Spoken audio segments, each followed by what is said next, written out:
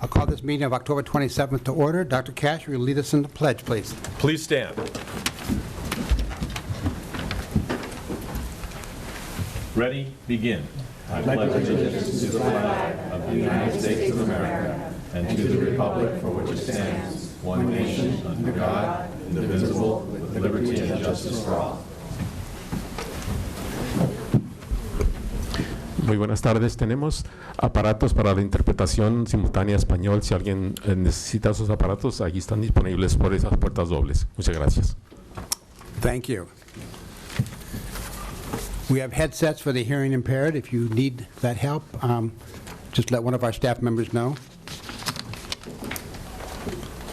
Dr. Cash, introductions, proclamations, presentations, recognitions, and your report. Thank you very much, Mr. President. Tonight, we're very fortunate. We're going to start the meeting with an incredible recognition. With us tonight is the Dos Pueblos High School mock trial team, winners of the Empire Mock Trials World Championships in New York City. The students returned home last night, arrived around 9:30 p.m., and we are delighted to have them here so quickly to recognize them. The competition was extraordinarily tough. They were against 40 of the best teams from around the globe. But it was this team, the one that's here tonight, that presented their case before a federal judge and a jury made up of attorneys and earned the right to be called world champions. We could not be more proud of these students, their parents, and their families that support them. I'm going to ask Dr. Drotti. He's already come forward as we recognize these incredible students. Mario Aguirre, Ryan Daniel, Cindy Diaz, Rebecca Embar, Alexandra Gonzalez Edgar, Aiden Haggerty, Jenny Jang, Natasha Lethabai, Lola Macy, Jenny Rezik, Jenny Rothman, Michael Wallace, Shaoni White, and the two team captains, Nina Downey, who was the competition's most outstanding witness, and Maggie Miller, who was one of the tourney's most outstanding attorneys. Please, let's give these incredible kids a round of applause.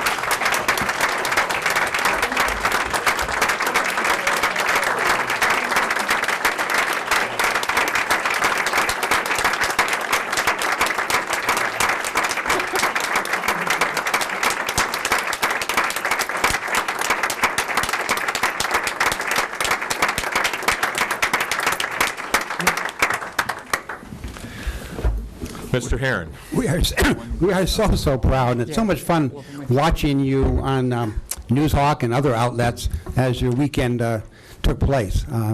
Just outstanding. I mean, we can't be prouder, obviously. I mean, what a life you guys have in front of you. It's fantastic.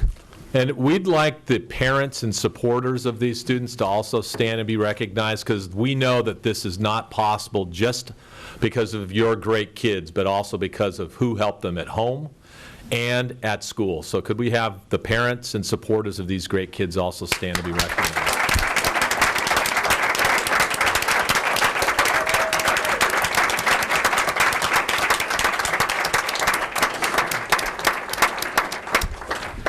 Really want to thank you so much for coming, and go Chargers. Yes. You guys can go home and get ready for your schoolwork tomorrow. So thanks a bunch for coming. I bet you're tired. Great job. Thank you. Thank you. Thank you.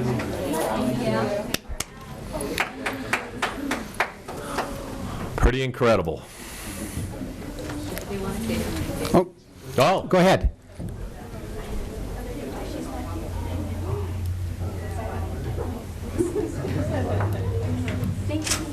Thank you.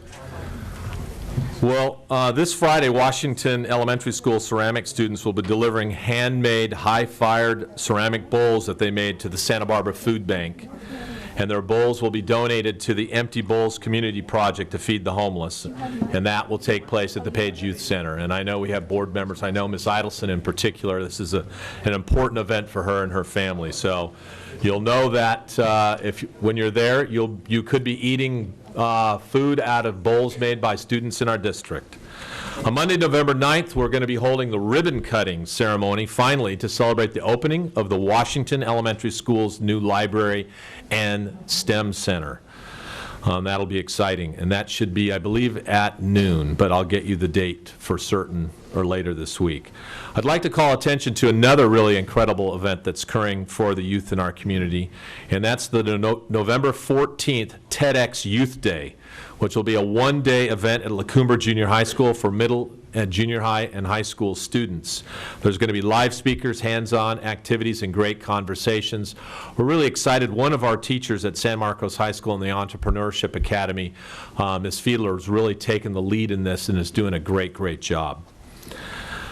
The event will feature scientists, designers, explorers, artists, and performers. It's free, but we want the students to register, and you can go online for more information. Just go to November 14th, TEDx Day. And we're gearing up for the 2016 Academy Showcase, which will take place on January 14th. It will be held in the dome of the Earl Warren Showgrounds because, quite frankly, we've outgrown all the other places. And we're looking forward to that. That's going to be, as it was the last couple of years, a wonderful event for our community to get to know and learn more about some of the smaller learning communities at our high schools. And that concludes the superintendent's report. Thank you, Mr. Herron.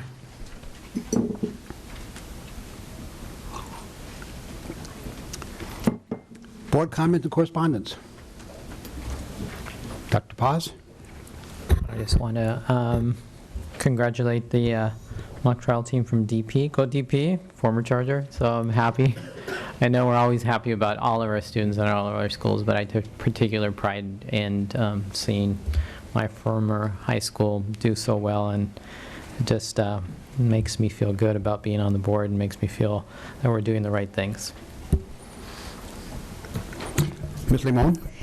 So this past weekend was our annual city-county school district health fair, and so I just want to, actually I don't see Patricia here, but I want to thank Patricia and all the team that was there. I heard Fran, Ms. Wajnik, and Mr. Ramirez were all there, Ms. Rodriguez, I think, and Dr. Dradi were all there, but I know it was a new format. I happened to be at the format that was combined with Open Streets, and I think it was different, and perhaps it wasn't the same as we were used to, but bikes were still given away, and some of the reports that we got were that there were definitely individuals who got access to healthcare services and information that may have not otherwise had that. So I just want to thank the district for being involved in that and look forward to seeing what it looks like next year. You know, I just have to say that lately, every one of our schools, elementaries and secondary, is doing great things. You can't pick up the paper, you can't read E-News, you can't read Ed Hatch, you can't read Newshawk without seeing something that one of our schools is doing, not just winning prizes, but just doing stuff.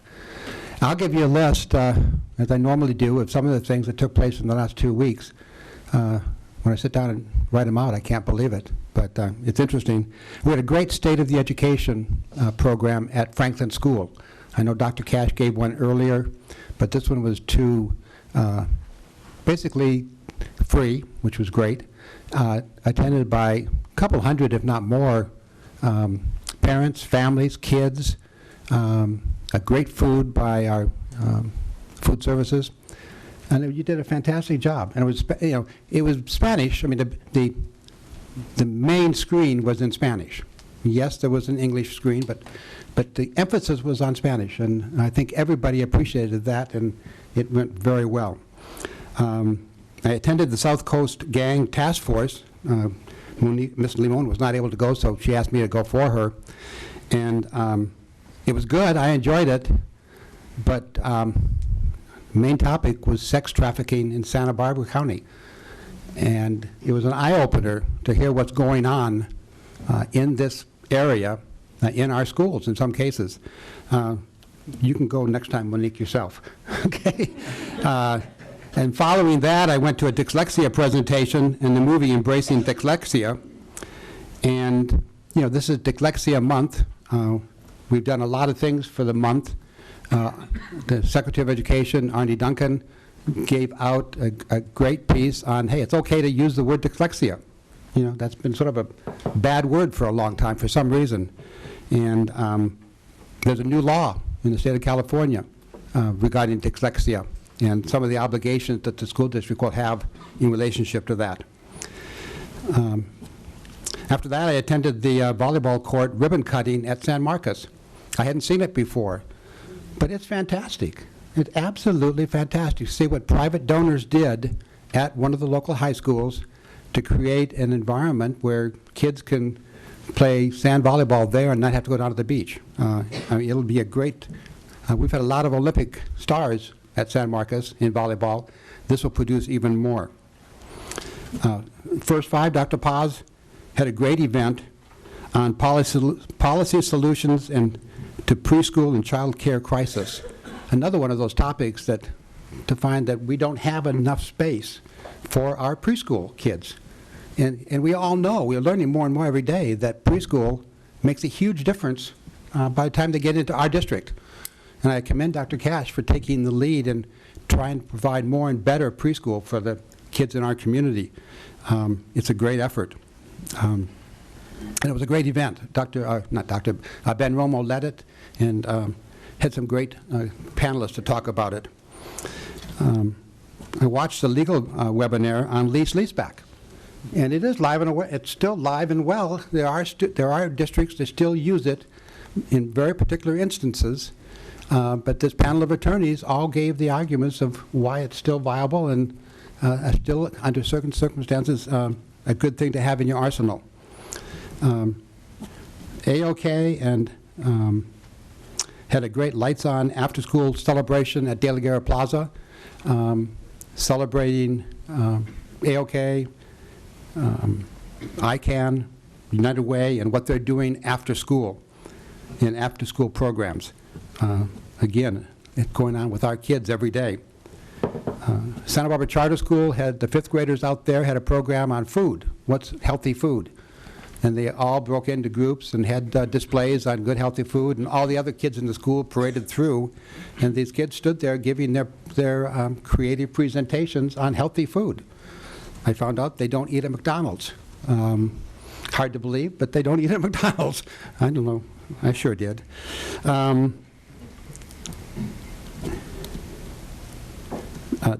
Dr. Cash presided and the staff presided over a session here in this room with all the other districts that feed into our schools on the science standards, new science standards. And the room was full of principals from all the districts in our surrounding area and ourselves, along with the leadership team, indicating what we're doing so that they can structure their programs for their kids coming to our district in the areas of the new science standards. From what I tell, it was a dynamic half day, and I'm sure it went very well after I left. The iLearn Summit, and maybe we'll hear more about that from Todd, but there must have been 300 people there, I'm not sure, but it seemed like the auditorium was packed with our teachers voluntarily showing up on a Saturday to learn more about technology from the experts on how to use it. I have to say, for the first time, I actually went to a session where I learned what tweeting was. I mean, I have felt really out of it, not knowing how to tweet or what to expect by tweeting. But now I know. So I took advantage of it, Todd, and I enjoyed it very much. And the keynote speaker was fantastic. The challenges teachers face in the classroom on how to use technology and the benefits from technology if it's used correctly. I also had the pleasure of watching Amy Alzina on a webinar where she, for an hour, talked about becoming an agent of change at the principal level. And she went through 3 topics of how she thinks a principal can make a difference in the classroom and in her teaching structure. And it also was well worth listening to. It's just a great period of time recently. So much is happening. We're doing so many things good that it's just nice to sit back and and think about them. So thank you. Announcements of closed session items. We took no action in closed session. Do we have public comments? We do. We have a number of speakers this evening. The first speaker is Amy Castro, and it's on Red Ribbon Week. You have 3 minutes. Might warn you when you have about 30 seconds. Okay. Hello, my name is Amy Castro. I'm a senior at San Marcos High School. I'm here as a representative of Friday Night Live and CADA. I participate in Friday Night Live's Youth Coalition, and as well as the San Marcos School Club. If you don't know already, this week is Red Ribbon Week. From Carpinteria to Santa Maria, students will have the opportunity to pledge to be drug and alcohol free. For the Santa Barbara School District, 14 schools sites will be participating in this year's Red Ribbon Week. 6 elementary schools, 4 junior highs, and 4 high schools. At the junior high and high school, Art Club Live and Friday Night Live leaders are the ones who plan and implement the campaign. With the help of the youth service specialist. During this week, we have considered class presentations, running lunchtime activities, and hosting pledge sessions. Each year, we usually give all wristbands to wear. However, due to the popularity of our campaign and minimum funding, we ran out of wristbands to distribute. You can still show your support by wearing red tomorrow and acknowledging any young person who's taken the pledge. We hope that you applaud them for choosing to be alcohol and drug-free. I myself have taken the pledge, and if one of you would acknowledge by deciding to be drug and alcohol-free, it would validate my commitment to making a healthy choice. Thank you for your time, and happy Red Ribbon Week. Thank you. Thank you. The next speaker is Melissa Zarawa. I hope I did not butcher your last name too much there. And you have 3 minutes, and we'll give you a 30-second warning if you get to that point in time. Hi. My name is Melissa Zarzua, and I'm a senior at San Marcos. And I'm a part of a film group in Santa Barbara. We're currently working on a documentary that displays the inequality among the sexes in high school sports. And we found an article written in 2012 that stated that, on average, $32,000 was being spent on boys' sports, while only $1,000 was being spent on girls' sports. And it wasn't our concern, like, mainly on the budget, but it was more on how they were being treated in school also. Like, I have heard the girls' basketball team complaining about how the boys' teams get more priority, like, on where they get to practice. And we were also just wondering if, like, where we could verify information on the budget distribution, because we don't know if that source is credible, obviously, and we'd appreciate if any of you would be willing to be interviewed anytime before November 14th, just to get your opinion on that topic. Dr. Cash? That's a great topic, one that we're very, very interested in. We just completed an investigation regarding Title IX from the Office of Civil Rights. Dr. Ben Drotti, the gentleman at the end of the row here, he's raising his hand, can give you all the data that you would like. Okay. And I can give you tonight if you want it, because it's unfortunate because the information that was shared with you is very inaccurate. Okay. And our Title IX compliance, and we were investigated over a period of about 1 year, came out that we, in our school district, were doing an outstanding job in promoting and supporting girls and boys athletics. Okay. So, but Dr. Drotti has a complete report. If you meet with him, I'm sure he can give that to you and give you anything else you want. Okay. Thank you. You're welcome. Do you want to give her that document now? I can give you this now. These are just the budget documents from the 3 high schools. Thank you. You're welcome. The next speaker is Amanda Astorga.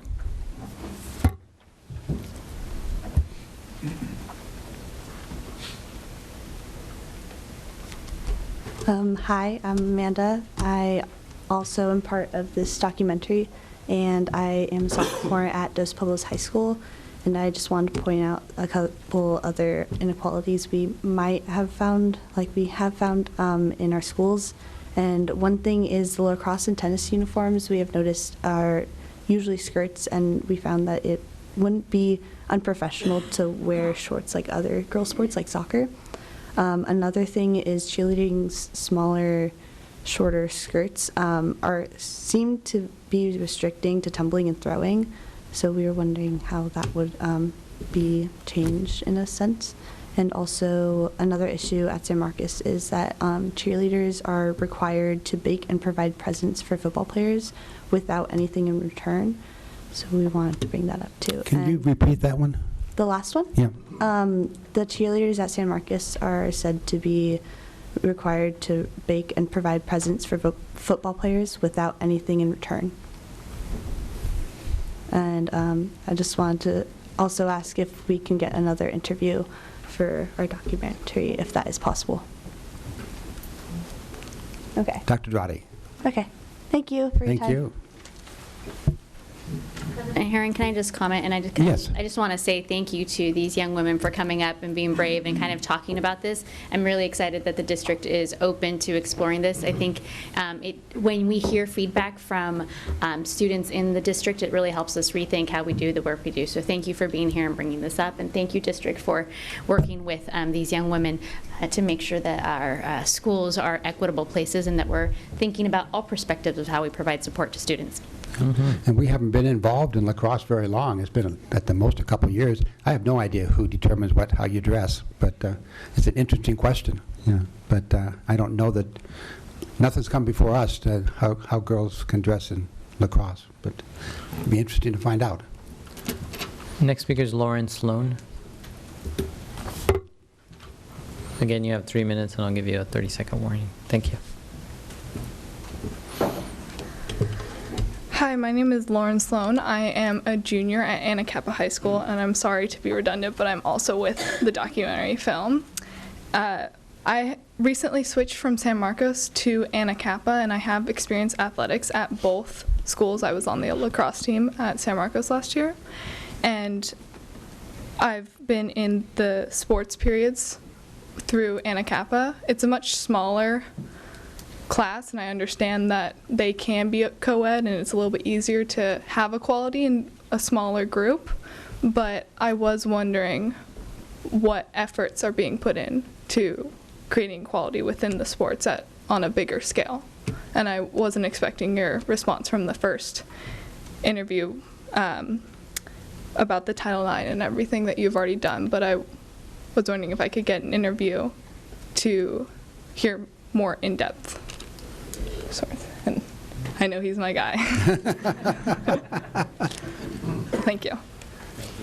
And Dr. Cash, do I recall correctly, when they first came to us with the possibility of a club sport lacrosse, that your attitude or response was not until you include girls? Right. Originally, it was a boys-only presentation, and I said we will not allow boys-only lacrosse unless we have girls as well, and we have to have it at the junior high so that we can support the program moving forward. Thank you. And last speaker in public comment is John Houchin.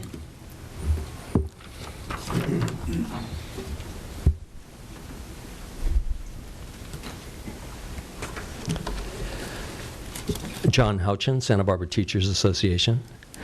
Good evening, everyone. The Santa Barbara Teachers Association thanks the board for the opportunity to give input on how the Educator Effectiveness Block Grant will be used. SPTA surveyed its membership and has this information to share generally. When asked what kinds of professional development educators want, almost half the respondents chose content area supporting support aligned to Common Core, followed by technology and effective teaching strategies. When asked to rank professional development options, content area was ranked first, followed in order by technology and effective teaching support. When asked how they prefer to receive professional development, the majority chose release days, followed closely by beginning of the year and conferences. The least desirable option by far was after-school training. When asked about hiring the recommended consultant for implementing the grant, the greatest number of teachers disagreed with the recommendation. The clear message from survey comments is that educators need usable curricular materials and desire more collaboration time with fellow educators.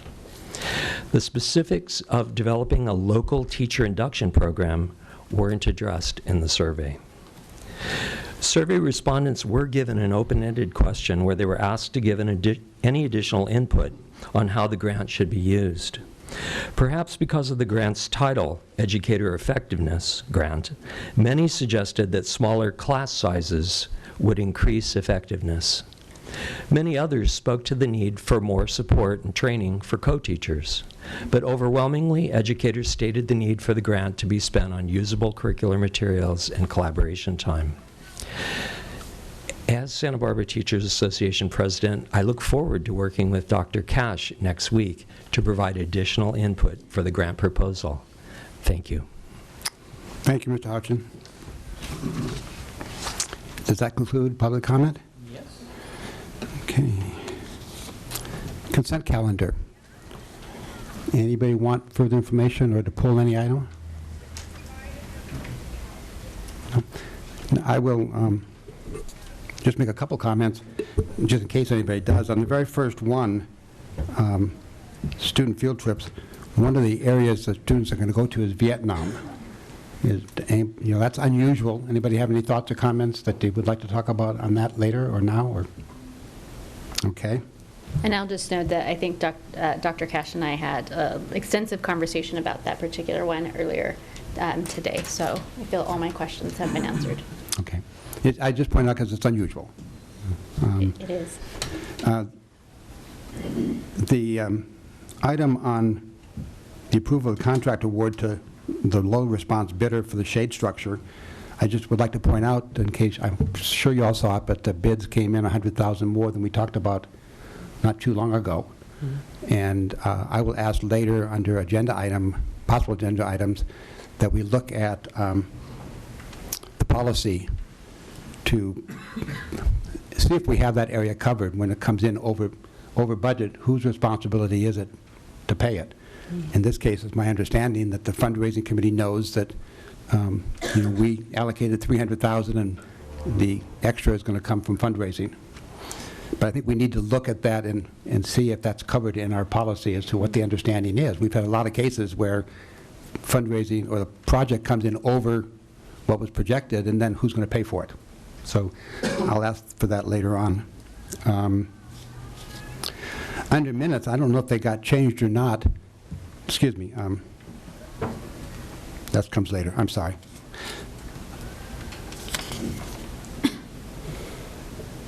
No, it does now. On item 5 under... Nope, that's action item, sorry. Okay, that's it. Do I have a motion? I'll make a motion that we approve the consent items. Second. Any discussion? All in favor say aye. Aye. Opposed? Motion carried unanimously. It is now 7 o'clock. We have a public hearing on the Santa Barbara Unified School District initial proposal for 2015-2016 collective bargaining with Santa Barbara Teachers Association. Dr. Cash? Well, if you'll open the public hearing. I'll open the public hearing. Is there any comment? No comment. It's the same matter that you've seen before, and you have it for action on the very next item. I'll close the public hearing, and we'll now go to action items. F1, the contract proposal for 2015-16. It remains the same that you saw last board meeting. Can we put it up on the screen? It's having a technical issue. Can you tell us the two items, Dr. Cash? They are class size and working conditions. Okay. Do I have a motion?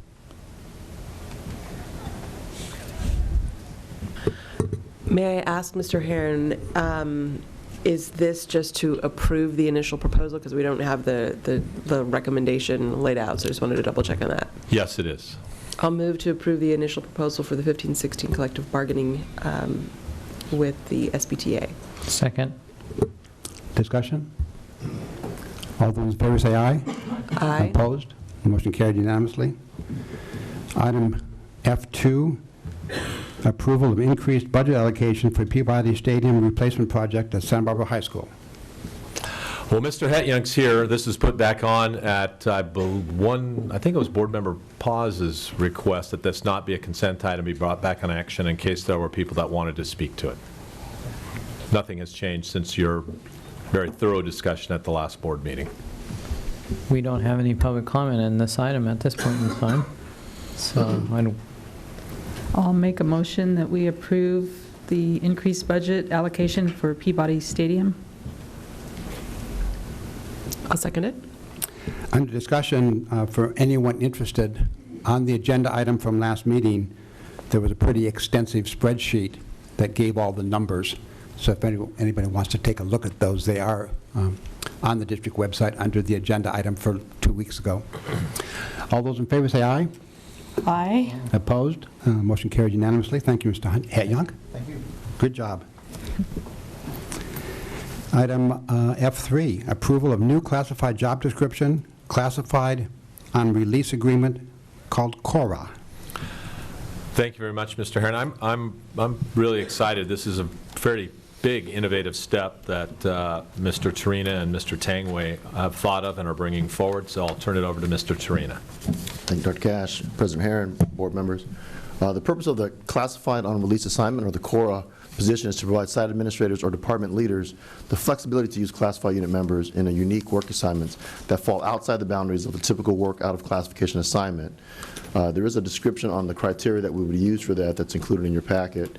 And part of what we're really looking at is we have this idea that we want to really grow our own staff. And so there are maybe staff who come in at a certain entry level, and sometimes they don't get opportunities to try out another area of work that without some type of penalty, because they would have to apply for that job, and there might be a domino effect if other people are hired. So this allows us to look at some of our current staff, find those staff who really want to move and maybe do something different, expand their skill set, and then try them at an assignment for a week or maybe a month, and really see if they like it, if they attune to that, or if they're really good at it, and then give them some opportunity as positions open to fill those positions from within instead of going from without. One of the comments that I'd heard was that we usually hire a temp to fill a position until we fill it. And then that temp, if they're there for a month or 2 months, they learn the job best. And so they have kind of a leg up, so to speak, in regards to applying for a position. What we would like to do is find staff who want to apply for that position, put them in there while we are trying to vet out other avenues of staff and employees. And then that person, instead of bringing someone from the outside, we have our own staff kind of already working in that position if they really like it, and give them more opportunities from within house versus without house.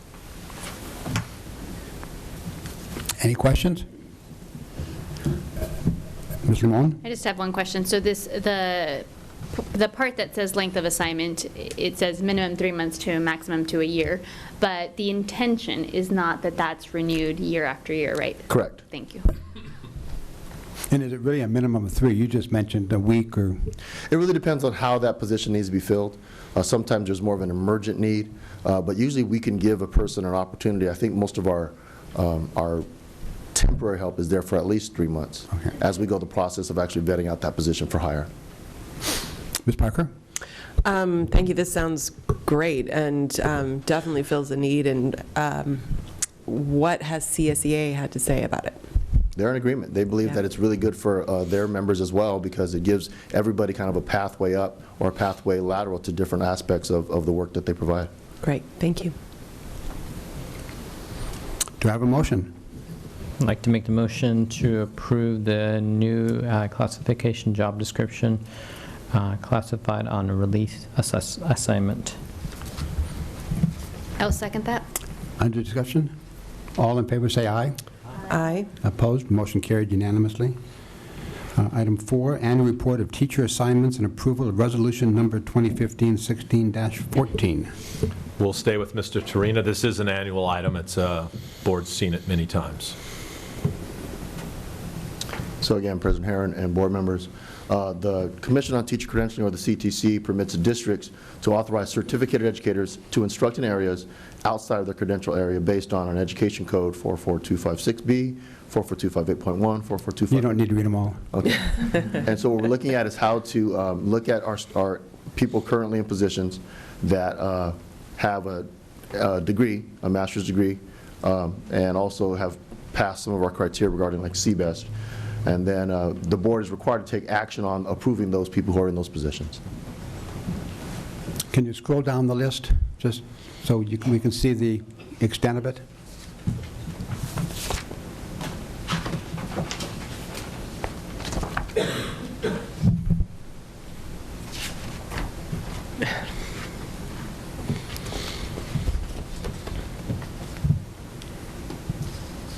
Thank you.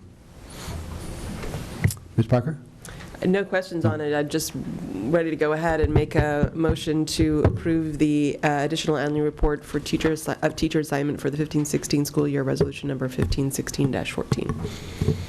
I'll second it. Any discussion? It's just a long list. Okay. All in favor, say aye. Aye. Opposed? Motion carried unanimously. Item 5, Measure B, 2012 Parcel Tax Oversight Committee, and Measure R, 2010 Bond Oversight Committee. Ms. Kiani is our resource person on these matters. Board, currently there's a vacancy on the designated parent/PTA seat for the Measure R 2010 Bond Oversight Committee, and the term for this seat is 2 years. Additionally, there are vacancies on the Measure R 2010 Bond Oversight Committee. And we have one candidate who is willing to sit in both seats, and his name is Mr. Chris Morgan, and he's agreed to be seated as the business representative to the Measure R 2010 Bond Oversight Committee, and the term of that seat is also 2 years. So the recommendation, there is a typo, let's see. The first recommendation. Yeah.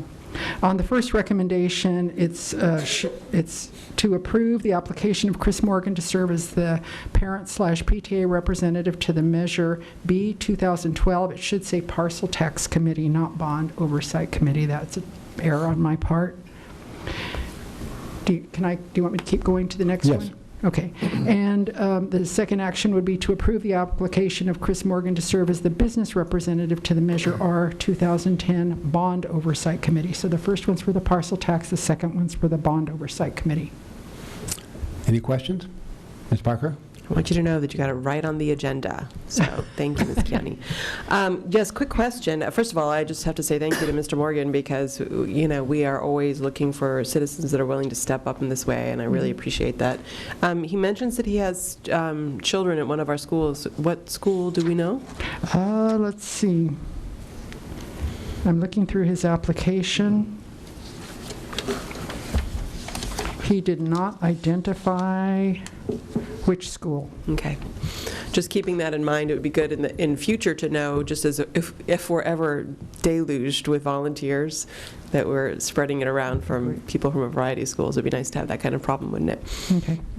I just know it's 2 in the elementary schools. So. Mm-hmm. But I would make a motion to approve Chris Morgan, his application to serve as a representative on the Measure B 2012 Bond Oversight Committee and on the Measure R 2010, sorry, I'm reading from the screen instead of from over here. The Measure B 2012 Parcel Tax Oversight Committee and the Measure R 2010 Bond Oversight Committee. I'll second it. Discussion. All those in favor say aye. Aye. Opposed? Motion carried unanimously. Thank you, Board. Okay, conference agenda. Presentation of Restorative Approaches Evaluation Plan. Thank you very much, Mr. President. We have 3 really smart ladies that are going to make this presentation. I don't know if you've all met our teacher on special assignment for restorative approaches. That's Laura Wooster Dorfman, mostly known as Laura Wooster. And obviously with her is Fran Wagenek, our Assistant Superintendent for Student Services, and Dr. Chelsea Guillermo-Juan, our Director of Research and Evaluation. All right, well, thank you, Dr. Cash, President Herron and Board.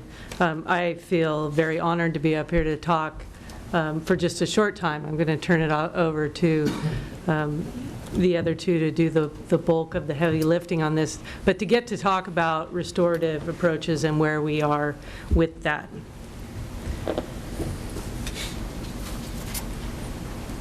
So as you know, in terms of the history of RA, we adopted this in our district because we knew that we needed a philosophy that would focus on the relationships that we have with our students, that really to make the changes that we needed to make in terms of the disparities in the data that we had in terms of our discipline, we needed to look at making connections to the students.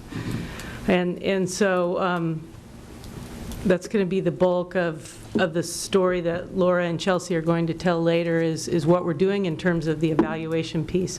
And we believe that after the number of years that we've been working on restorative approaches in our district, we are going to see that those disproportionality numbers are shrinking.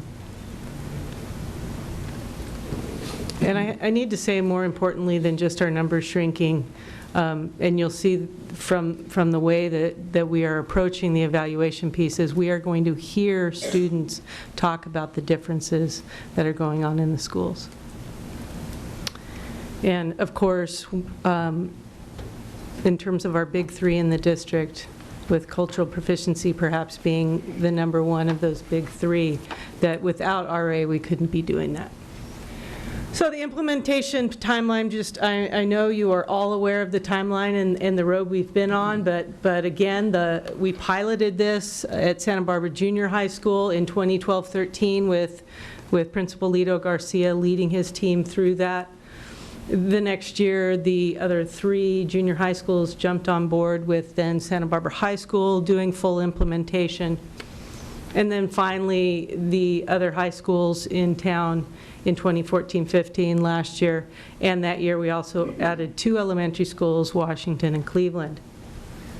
This year, our focus is to go through and really look at what we need to do with our implementing schools to build capacity, to retrain, to train new teachers and staff as we go along. But the big piece, as I've already mentioned, is this program evaluation piece of the RA, and really dig down and talk to the people who are doing it on a daily basis and discover what's happening. And I do want to mention that while, in fact, Laura just got back, she spent 4 days? 4 days at a conference in San Diego, specifically focusing on the elementary implementation of RA and what that looks like. And so that's something that as we look to 16, 17, working on that even more. So at this time, I will turn it over to Laura, who I'm very proud to be able to work with on this important piece of what we're doing. Okay. Good evening, Dr. Cash, President Herron, and board members. We are doing a program evaluation this year because I think that a lot of us in our district have this feeling that restorative approaches is what's right, and it's doing us a huge favor in our schools, and we are moving in the right direction, but we don't have that data. So we really want to know that what we're feeling is working is actually working. So we want to look more closely at the data, qualitative and quantitative, to just be able to see if what we think is happening is actually happening. So the goals in our program evaluation are focused on the 5 R's. These are kind of the pillars of RA. They are relationships, respect, responsibility, repair, and reintegration. So these are in every classroom on implementing campuses. Teachers and students discuss these in the context of their classroom, and they also discuss these in the context of their school, community, and culture. So for example, one of the goals could be for relationships, that all people on campus are developing, improving, and maintaining positive, healthy, caring relationships in school and community. This isn't just a goal for students. This is a goal for all people on campus, whether that's staff members or families or any other stakeholders that are involved.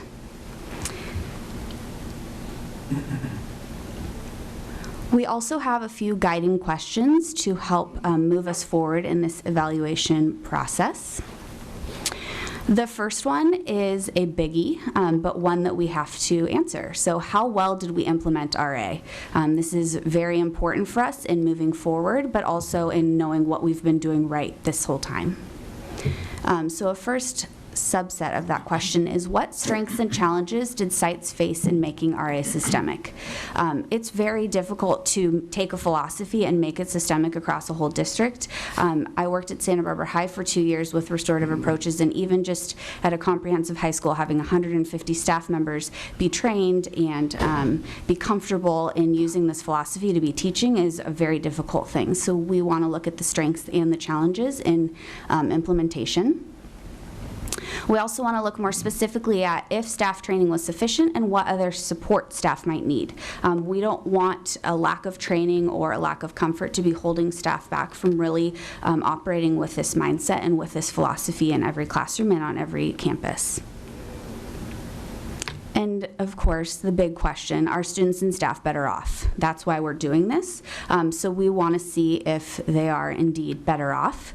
The first sub-question there is there a greater sense of school connectedness and safety at RA implementation sites that have more years of implementation? So one of our goals is to increase a sense of safety and connectedness at each campus, and we want to see if this increases as implementation goes on with further years.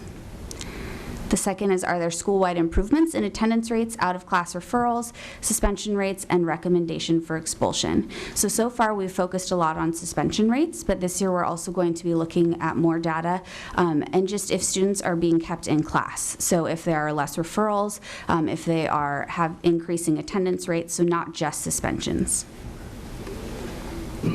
And then also, how are students and staff experiencing the 5 Rs? Do they feel respected? Do they feel like people are repairing the harm that's done? Do they feel like all people on campus are accepting responsibility when something goes wrong? So how are they experiencing that? And then within that, how do participants perceive discipline in terms of a power differential? And we're wondering if they feel any difference, if they have been disciplined or involved in discipline in the past. We're wondering if we are trying to move towards a system of disciplining, with the students to kind of collaborate to actually fix the harm and move forward to make things better instead of just send kids out of class. So we're wondering if participants are actually experiencing that, or if they feel like discipline is still being done to them. Now I'm going to hand it over to Dr. Chelsea Guillermo-Juan. Thank you. Thank you, Dr. Cash, President Herron, and board members. I want to pause before we talk about data and metrics and the indicators of success and where we might be collecting this data, and just acknowledge that this is a kind of a hybrid evaluation. It's very much grounded in action research instead of traditional evaluation design, and that was a very strategic and specific desire of the staff, as we felt that that was the most actionable type of information that we can gather. And so that's why you see a lot of emphasis in the guiding questions on very pragmatic, practice-oriented information that we're trying to gather so that we can intentionally guide and direct sites mid-year to make corrective action and improve the implementation and improve so that we're not just looking back at what happened in 15-16, but able to change what is happening as this process unfolds. Excuse me. So first, the quantitative indicators of success are really tied to our LCAP goals and the statistics that you are accustomed to seeing there. We have this measure of increased sense of school connectedness. That comes from our survey results. We're also going to be talking about it in our focus groups. And same with the sense of school safety. So this is not new information per se, but we're bringing it into the RA evaluation so that we can really have coherence across the different ways that we are holding ourselves as a district accountable and how we are measuring our success in working with students. What's specific here, as Laura mentioned, is that we are going to be looking at a comparison of sense of school connectedness and school safety within RA implementation sites by the years of implementation, hoping to see greater growth or greater sense of connectedness and safety for school sites that have had a longer term of implementation. Then we're also looking at annual attendance and decreased truancy. These again are some of our LCAP metrics, and so that comes from our administrative attendance data. And then we want to see decreased suspensions, decreased recommendations for expulsion, and decrease in the disproportionality. And again, that comes from our administrative data. We're looking also at the number of out-of-class referrals, which we've begun to track in a more coherent way recently. Then when we look at the focus groups, those protocols are centered around the 5 R's and really get at one of the later guiding questions about how people are experiencing the 5 R's on their campus. And so we are actually, it's quite ambitious. We want to do 42 focus groups across the implementing sites. We would have 2 focus groups for students, 1 for classified staff, 1 for certificated teachers, and then at the district level, we would have 1 focus group with assistant principals and a separate one with all of our principals, so that those groups can talk freely amongst themselves with their peers, and that we can have open and hopefully genuine conversations. And those will be primarily held and led by Laura and myself, and we'll be doing that very soon. And we may extend into February. We'll see how it goes. But we're really wanting to first focus on the groups of students, see what themes are generated from there, and then take those back to our staff and have them, in addition to some predetermined questions that we have, really have them respond to the themes that we are noticing with the students. So that will be one way that we help introduce information that we're getting from students to school sites, and then we'll work with them in a more systematic way with their school site leadership to help them and support them in developing action to change for the latter half of the year. I'm going to turn it back to Laura. So from this large evaluation, we expect to see a variety of data. We think this will be different school to school based on length of implementation. So we don't think that we have a consistent line across the board. So we think that we'll see a variety of data. And we hope that the qualitative data gained from focus groups will really help us to inform our future practices, so we know what's going well and what we can improve, learn where further support is needed for staff members and adults on campus, and then focus our program evaluation for next year. So learn what we should be looking at next year, if the data that we're collecting is useful for us, or if we need to tweak that a little bit, and kind of just inform what we do in the future. That's all we got. Questions from board members or comments? Ms. Parker? Thank you. I think that this is going to be really eye-opening and informative for everybody and really will help. One question I had is just based on your very last comment there, talking about thinking about the program evaluation for next year. I mean, what I'm hearing here is something that is going to be very time-consuming and in-depth, and it's something that we really need. But I can't imagine that we can do this on a year-to-year basis. So what would this look like in out years? That's a fantastic question. Thank you for asking it.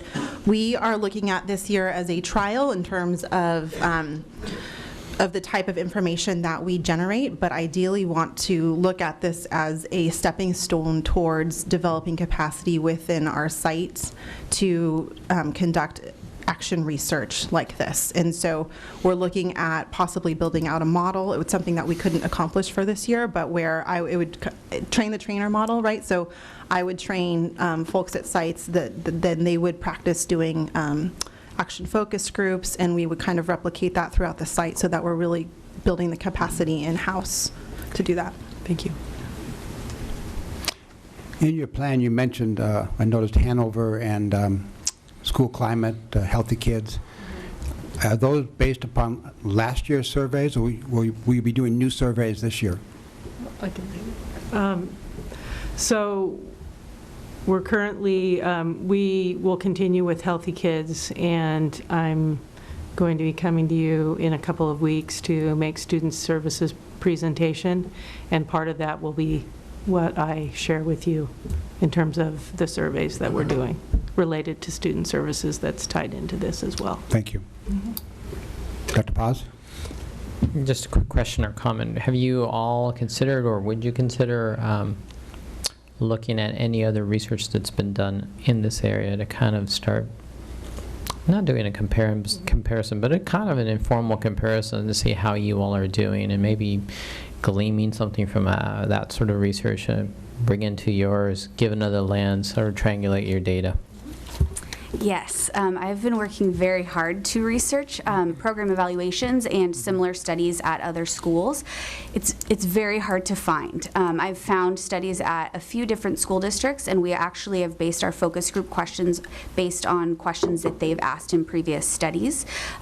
So since there isn't one reigning entity that is the RA model, we've pulled research from all over, and we've taken that into account when formulating and planning our program evaluation. Great, thank you. I think you touched, or what Laura was sharing touches on something, and that is that restorative justice, I appreciate that we call it restorative approaches because it is an approach. It's, to me, restorative approaches is something you live. It's not a box that you go and grab things, you know, it's not a tool. It's a way of being, and so it's how we approach our interaction with students and with each other.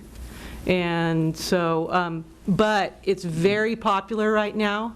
I don't know if you all have seen it, but the White House has been keen on looking at juvenile justice and disproportionality of discipline in schools. And so I think that we may be on the front edge of really doing evaluation, and that other districts are starting to do it as well. Ms. Limon? Thank you. So I just, one, I'm happy that this is happening. I like that there's multiple indicators of success. And just for clarification purposes, this is from the perspective of the administrators, right? This is just, we want to know if this was successful from the perspective of a district or of administrators, of teachers, as opposed to the perspective of students.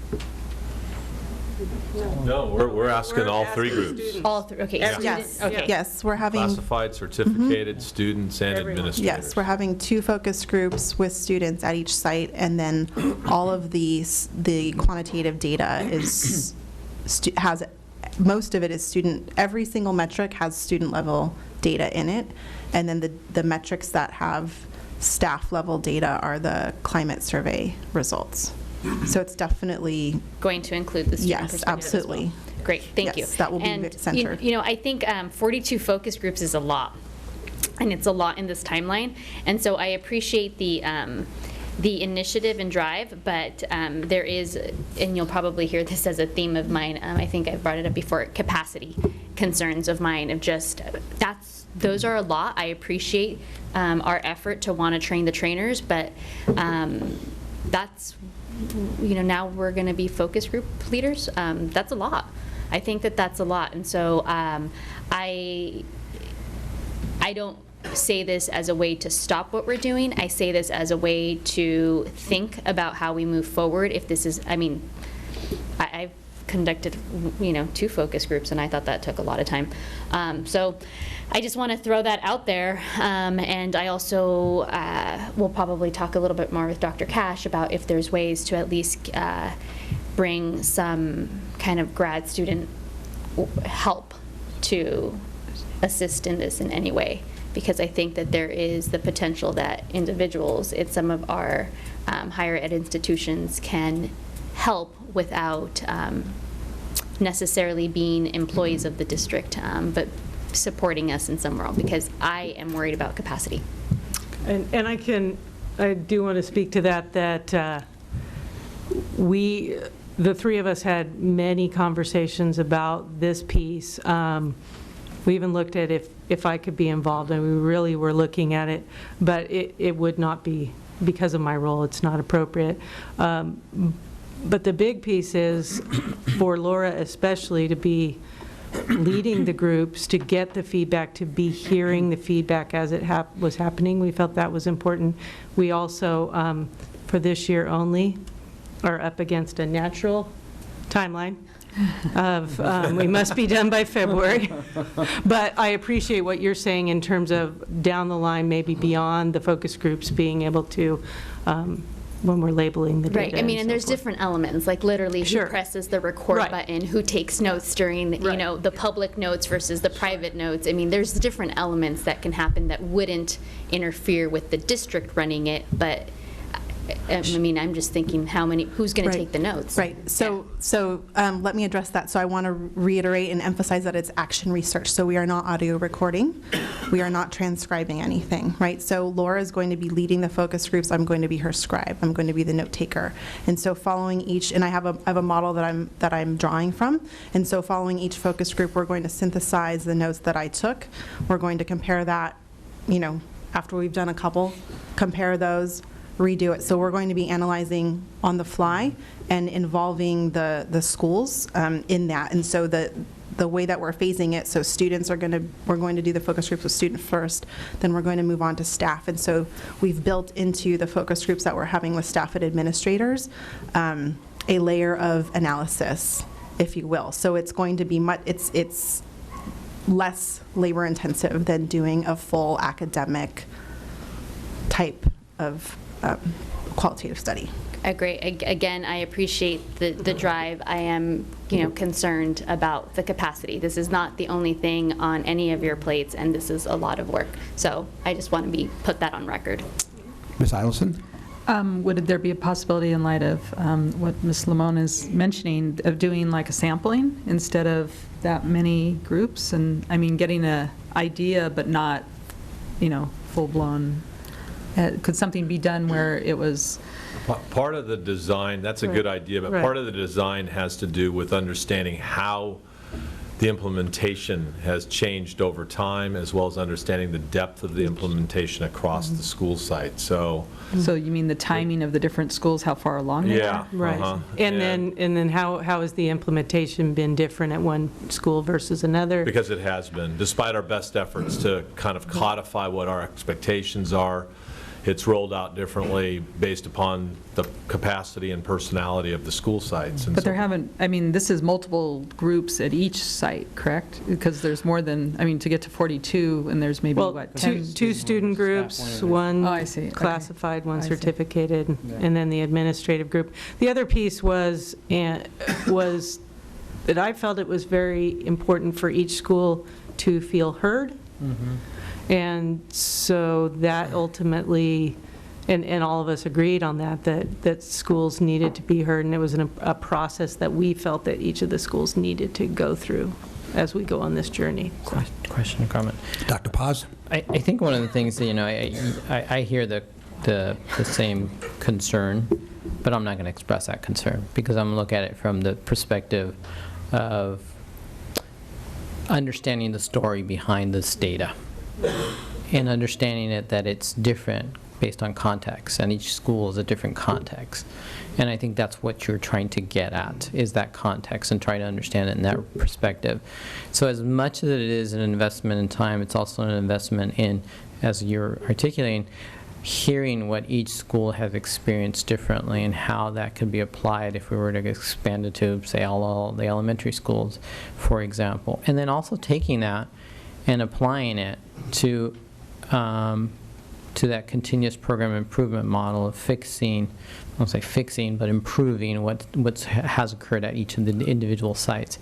So I look at it as an investment that either you're going to put up right now, what you're doing up front, or you're going to put up later with non-success. So my opinion is either invest it now, which you're trying to do, or you invest it later in not necessarily knowing what happened and continue to kind of see something that's not working. Thank you very much.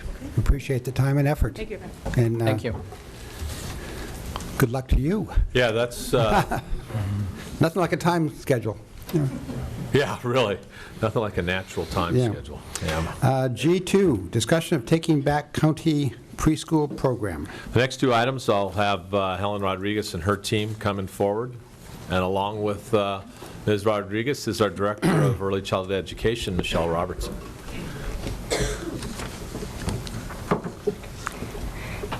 Good evening, Board President Ed Herron, board members, Superintendent Dr. Cash, and cabinet members. It is always a pleasure to stand before you, especially tonight.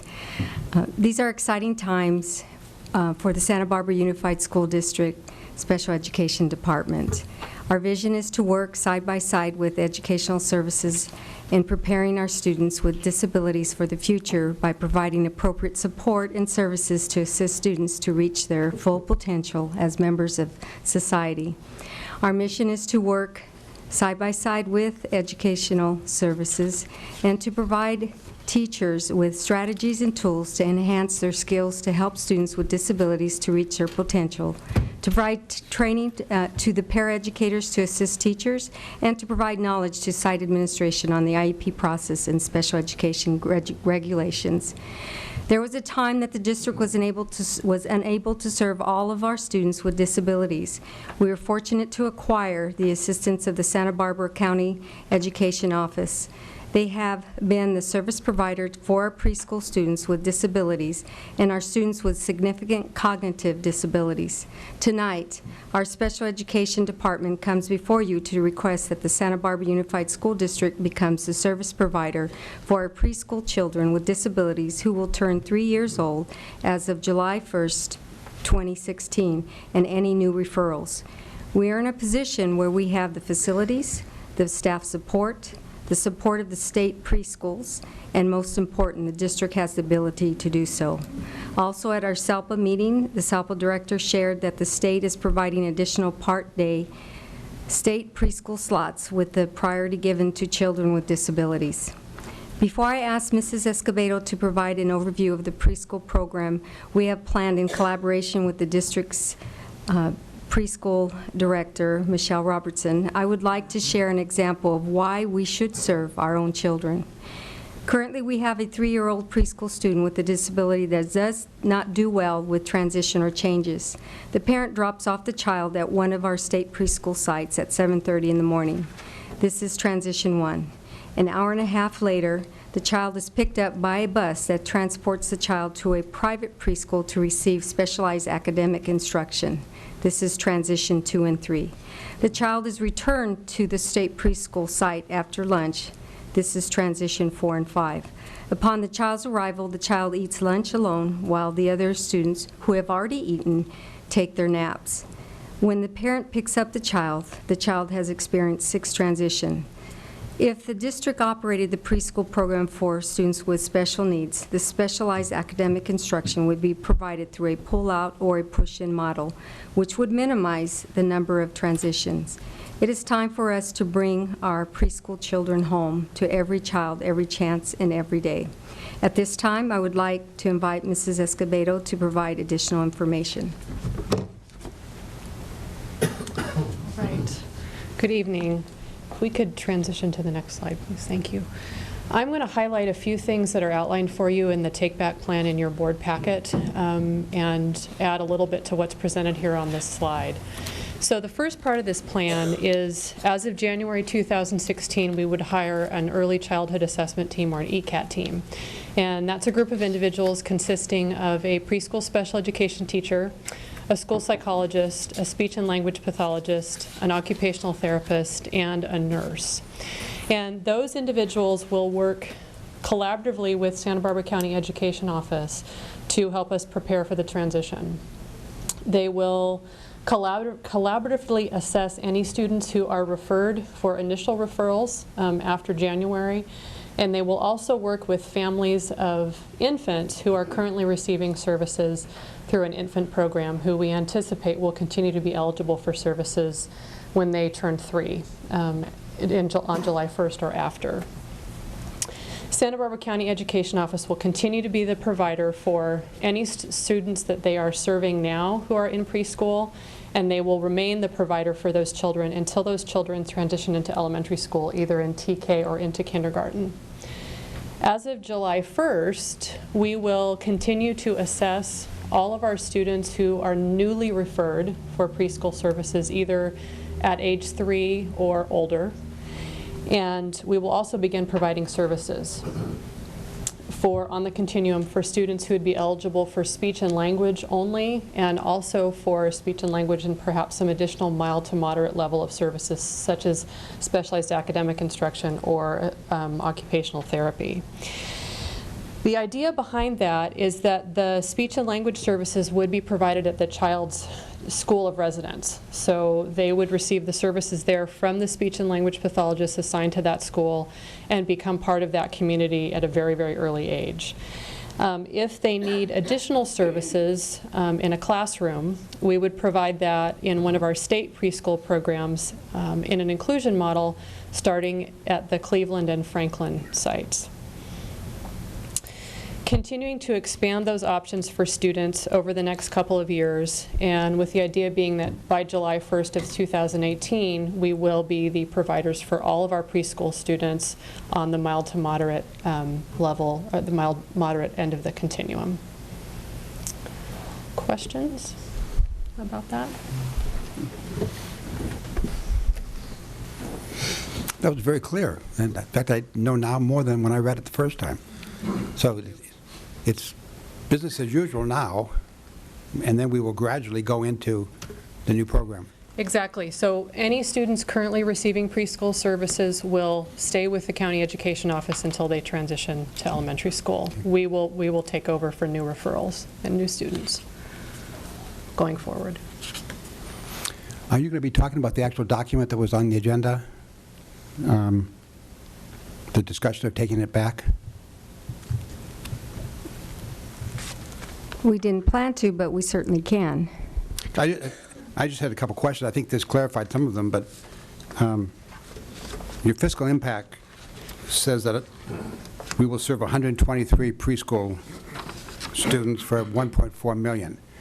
Where does the 123 come from? That's this is a 3-year transition plan, and so the remaining students are our significantly cognitive disability students. We currently house at Roosevelt Elementary School, and then 2 other programs are housed at the county Hilltop program. And so there's a total of 15 students in those total of 15 that we will be bringing back in year 3. So in year 2... Because that's not in here. That's not covered in this report. No, because we have to give a day in a year, and that's going to be in this June, because we have a year to start planning, just like a day in a year that we gave for the preschool. Right. Yes. But that wasn't in here anyplace, I don't think, was it? No, because we're not currently asking to take them back for 2016-17. That is coming in 17-18. But we wanted to show you that this would be a 3-year transition. Because in the recommendation, it says, and I think this is the wrong date, effective 2015-16 school year, we will be the preschool provider for our students receiving speech only and mild moderate. Yes. So, but it says 15-16, but that doesn't. Yeah, for 15-16, we are taking back the speech only students and also the mild to moderate students. We are not asking to take back our significant cognitive disability students. Those are the 15 that. No, I understand that, but. So this is. Could I go to. So if we look at this as a 3-year implementation plan with 15-16, this school year being year 1, we're actually starting in January with the assessments and the ECAT team that we talked about. The date in there should be July 1st, 16-17, where we will start serving our own students. That would be the beginning of year 2. And then year 3 starts July 1st of 17-18. That's the reference to the 3-year program, it being a 3-year process. Scroll down just a little bit. What I'm referring to is down under recommendation. It says effective 2015-16, we will be the preschool provider for receiving speech only and mild to moderate level services. So that was including all 3 years. What it should have said something different than that. It should have been at least 54 students. No, Helen, he's talking about the line that says Right, the recommendation. So the question is, Mr. Herron's asking, are we serving our students this school year? Not this school year. So it should say effective 2016-17. Yes. Okay, so that is a typographical error. Yes. Okay. Okay. And on this document, it says, students with speech-only services will be provided services at Franklin, Cleveland, McKinley, Harding, and Adams with moderate levels of need will be provided services as part of an inclusion program located at Franklin and Cleveland School. That's the more severe that will be at Franklin and Cleveland. Yes, those are the students who required specialized academic instruction in addition to speech services. Now, the students who only required speech services will be included in the other school sites where our speech therapists would provide the services. It would be more of a push-in model. Okay, and later on in the document, it's mentioned that speech-only services will be provided only at Franklin and Cleveland. But speech only is at those 5 schools there, right? Or I think it's 5. So, I mean, Right, we so- are going to have Correct. this program, and I think you mentioned that it'd be at all the, a lot of the schools. Yes. We're not just talking about 2 schools for this program. Because No, we aren't. sometimes it gives the impression in there that that's what confused me. Thank you. Ms. Parker? Now for further clarification, for the 16-17 school year, when you have preschool students with certain needs, specifically at Franklin and Cleveland, how many new students, new preschool students will be coming onto those 2 campuses? Are they going to be housed in existing classrooms that have space, or are new classrooms needing to be opened? Yes, it will be at both. As we collaborated with Michelle, that the students with SAI services, we have a 3-hour program. Depending on what their IEP says, it could be from 1 to 3 hours. And after they serve their SAI, they receive their minutes, then they will be included in a state preschool classroom.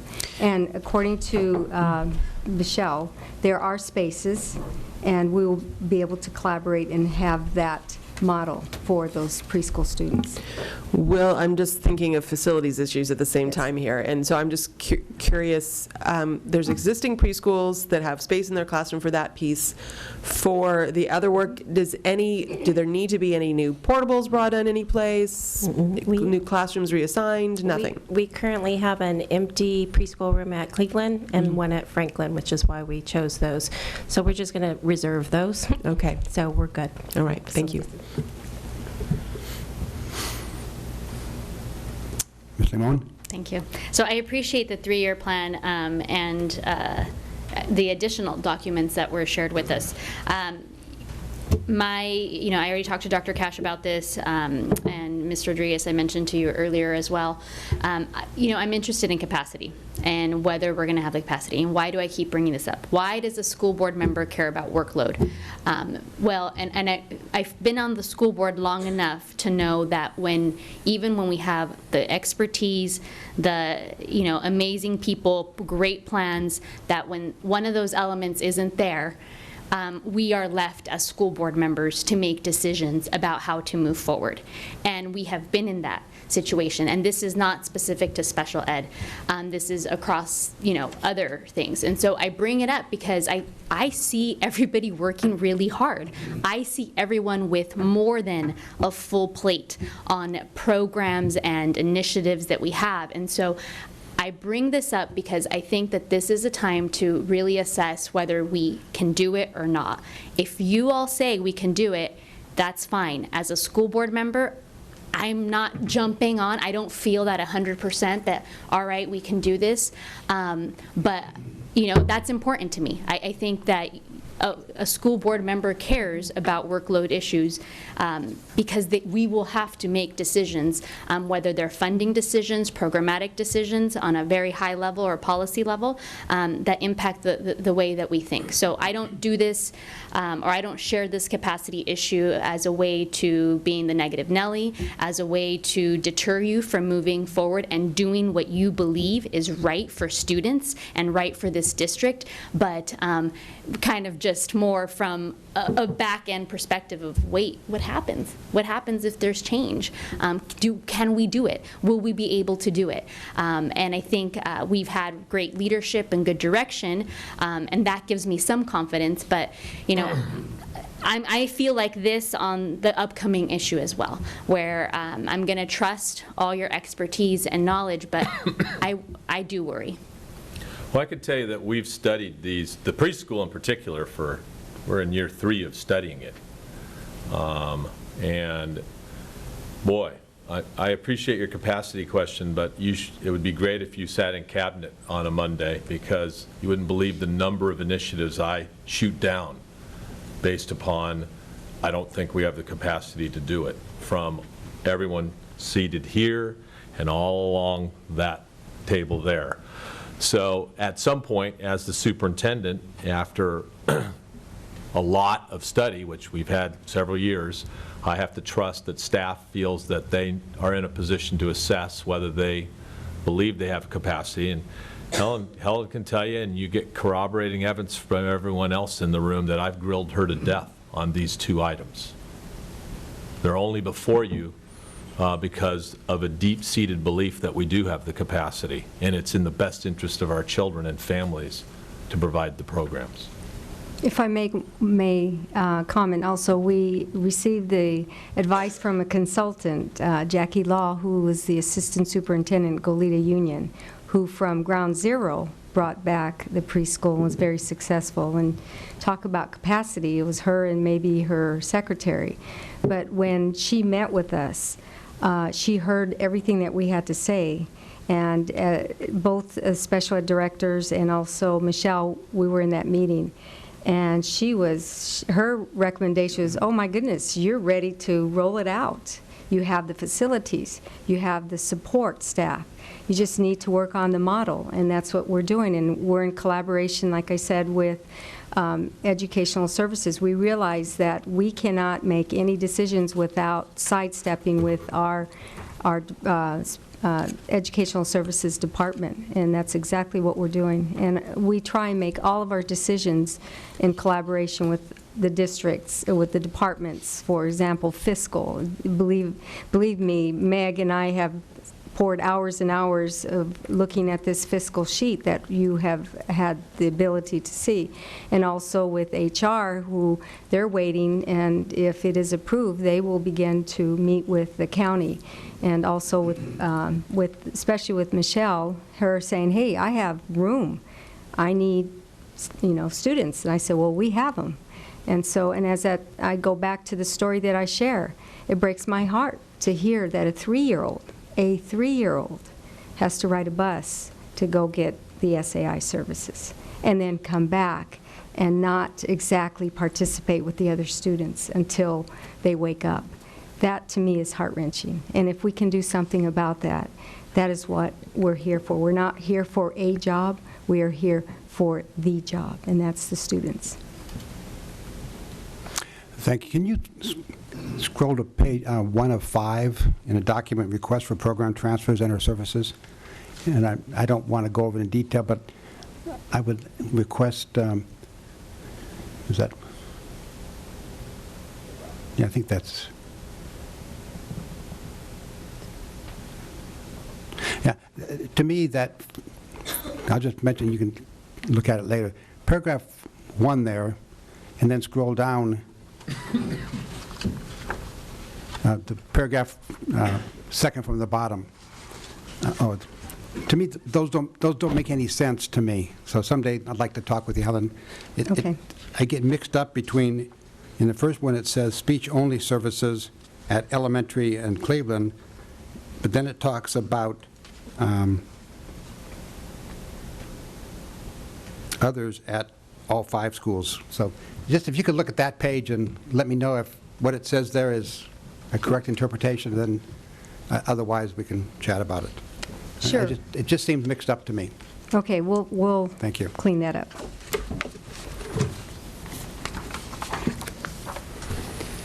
Thank you very much. Now we go on to discussion of Taking Back County Significant Cognitive Disabilities Program. Was that part of that? No, this is different. Okay. We get to hear from John Shetler now. So as I shared earlier, by the way, the significant cognitive disability is a new term. It used to be severely handicapped, but that is a new term that we are to use. So we're trying to get used to that too. It's a mouthful of words. As I shared earlier, the Santa Barbara Unified School District Special Education Department is happy to share that we are confident and able to become the regional program operator for our students and surrounding district students with significant cognitive disabilities. 2 of the SCD regional program classes are located on the Goleta Valley Junior High School campus and on Dos Pueblos High School campus. Currently, the Santa Barbara County Education Office is the regional program operator, and we appreciate the many years of support and services they have provided for our students. We have the facilities, the staff, and the support to serve our students and other students. We would like this opportunity to serve students with significant cognitive disabilities and to support our goal and vision to serve every child, every chance, every day. At this time, I would like to invite Mr. John Shetler to share additional information.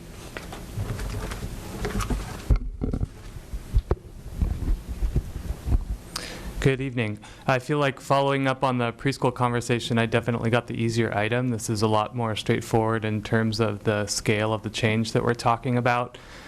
Currently, you'll see in your packets there are 10 students combined in these 2 classes, 5 at Goleta Valley Junior High School and 5 at Dos Pueblos High School. Of those 10 students, 9 are Santa Barbara Unified School District residents. 1 is a Carpinteria student who was referred to that program. The main difference in what we're proposing is that we be the regional operator for that program instead of the county education office. So just like we're the regional program operator for our CTE programs, for our vision services, for our deaf, hard of hearing services, we would like to be the regional operator for this one. We've had a parent input meeting, and we've heard from almost every family that would be affected by this change. I think that their concerns were heard loud and clear. They want to make sure their children are safe, cared for, learning, surrounded by people who understand them. And the message that I sent them was our goal is really to try to minimize the feelings of change that they have through this transition. So we're not talking about moving, changing, restructuring. We're really talking about having Santa Barbara Unified serve these students as the provider instead of having the county education office do it. With that, I want to be able to answer questions that you all might have about this item. Ms. Parker?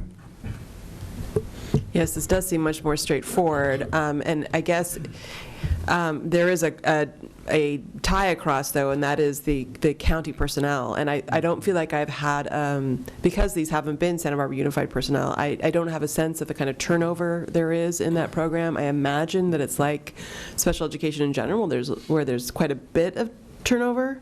I don't know if you can address that, because I'm wondering, for the parents' sake, how likely it is that these teachers would be willing and interested to work for us instead of the county when the changeover occurs. Sure, yeah. I can speak to the turnover from the teacher standpoint because I know most of them individually, and the county has had many of the same teachers working for them for a long time. Mm-hmm. They do move around to different sites from year to year depending on where their needs are, but most of the staff are veteran staff.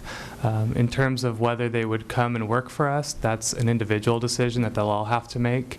And so our Human Resources Office will work with theirs.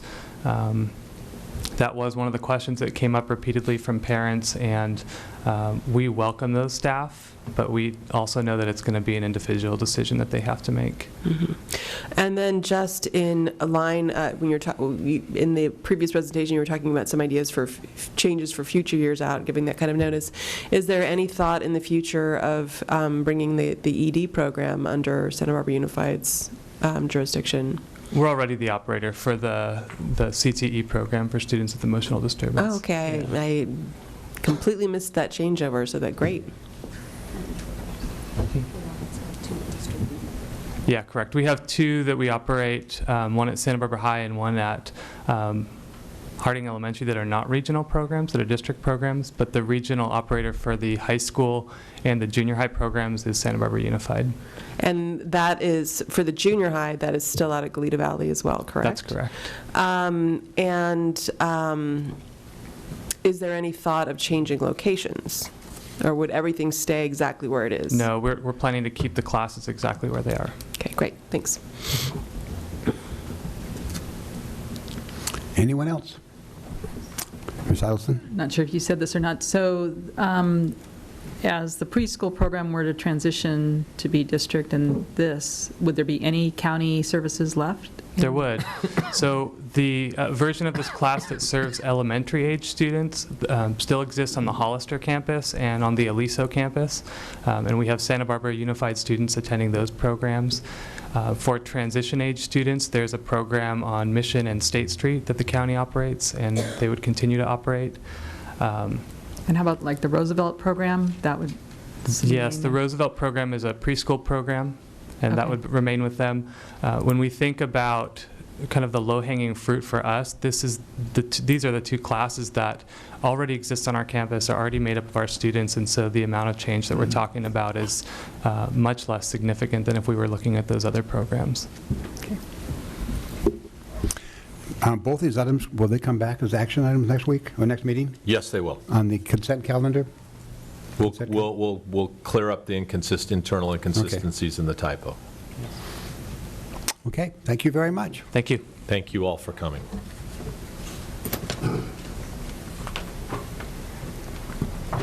First reading of Board Policy and Admin Regulation 3100 budget.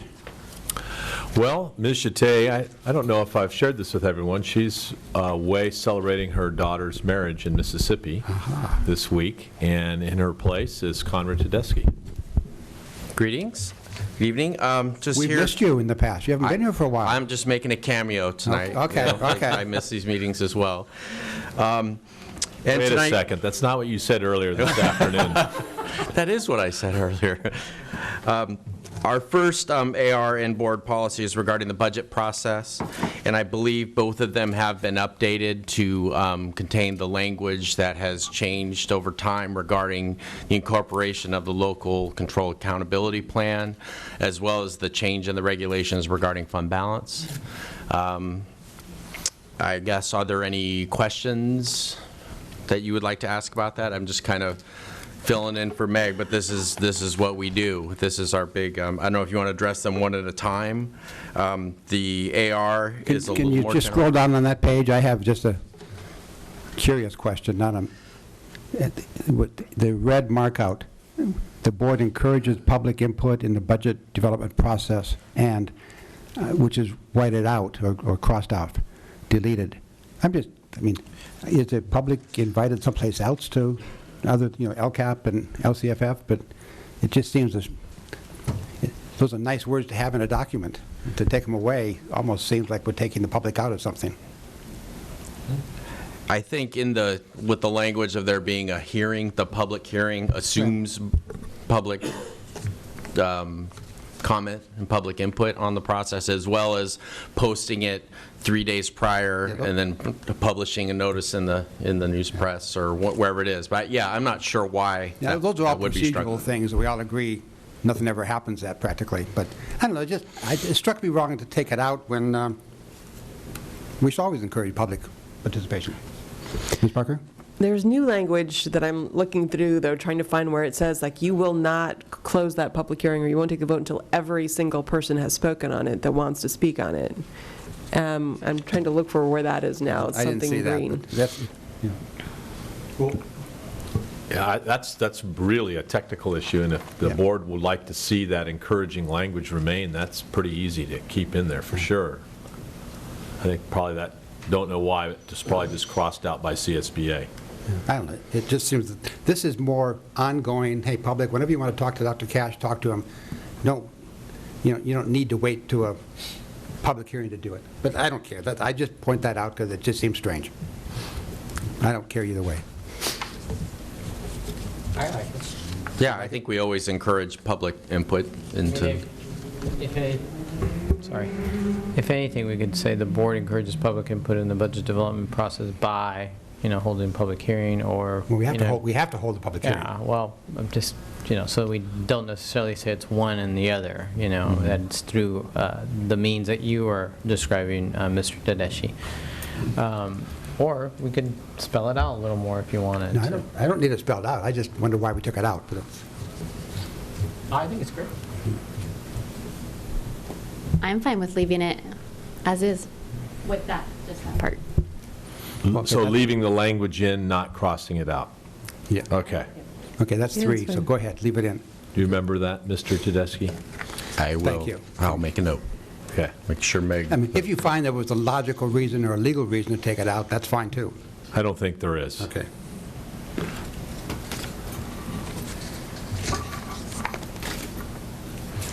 Any other questions? I was happy to see on the bottom of page 4, we kept in our 10% goal for our general fund. Yeah, it seems there were very little change made to the fund balance section. Thank you. Come back as a consent calendar. Thank you. Okay. And now we will go to first reading of Board Policy 3260, fees and charges. Mr. Tedeschi will remain. Yes, and these refer to. Just one sec, I prefer, with any questions on the AR? No. Okay. So we got both BP and AR, good. Okay, now. So these both refer to the ability of the district and school sites to charge fees for various items to students and families in a limited circumstance. So you have the board policy, which kind of is an overview of when and how it is appropriate, and then you have the AR that actually lists about 20 items where it is appropriate to impose a fee. The board policy kind of generally discusses the ability to propose a fee, and then also discusses a brief process for complaint process regarding fees. So I don't know if that. Ms. Parker? Well, I don't have any issues with the changes, and I think that they're important, and it brings everything in line, and the co-curricular guidelines, I think Ms. Kiani does a nice job of that. They have to be presented again and again. We have new personnel, and this really improves the wording so that they match better. And so I'm totally in favor of all the changes that are here, and I don't see anything that I would change. I would have lots to say about the implementation of the policy itself, but that's not the discussion here. But I keep that in mind, that we just have to be really rigorous about following this board policy and the AR correctly. On the AR, can you switch to that? I would like an interpretation of item number 10. New numbered 10 or old number 10? The new number 10. These are, we can charge a fee, may impose a fee for the following, and then the sale or lease of internet appliances Tablets, smartphones. at no more than cost, as long as the district provides network access. Is that network meaning the school network? Or is that network? No. I would access to, quote, the network, internet. How do we provide internet to families who can't afford it? Currently, we can't. I know, so I mean, how can we do that?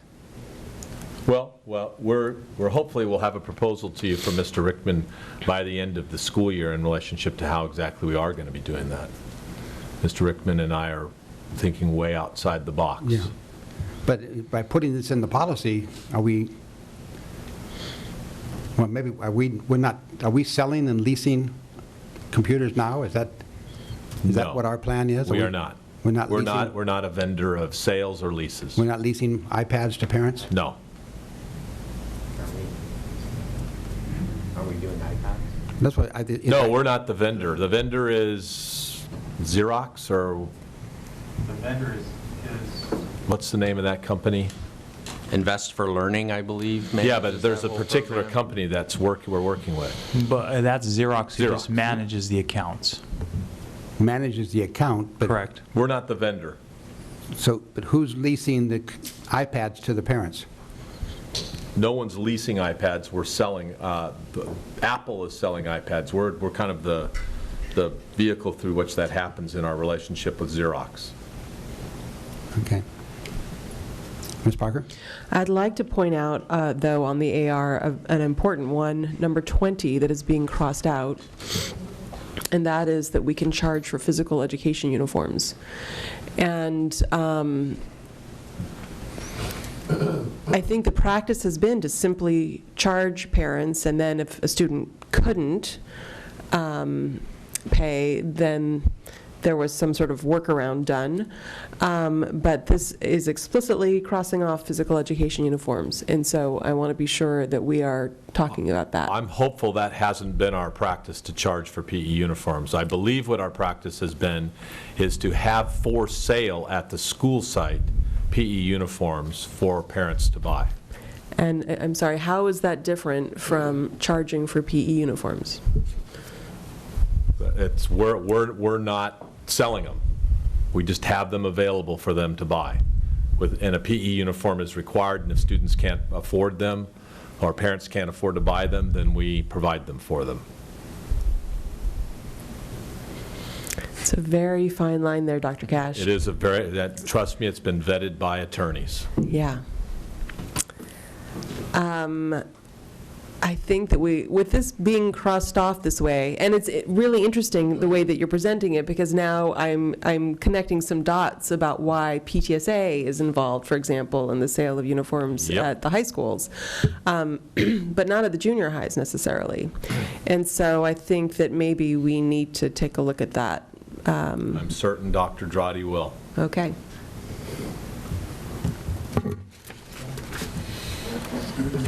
Any more questions? Thank you. It's been a pleasure. Thank you. Come back as a consent calendar item. Thank you. G6, first reading, admin 4112.23, special educations. Mr. Torino will take this. So we're looking at AR. Looking at AR 4112.23, special education staff.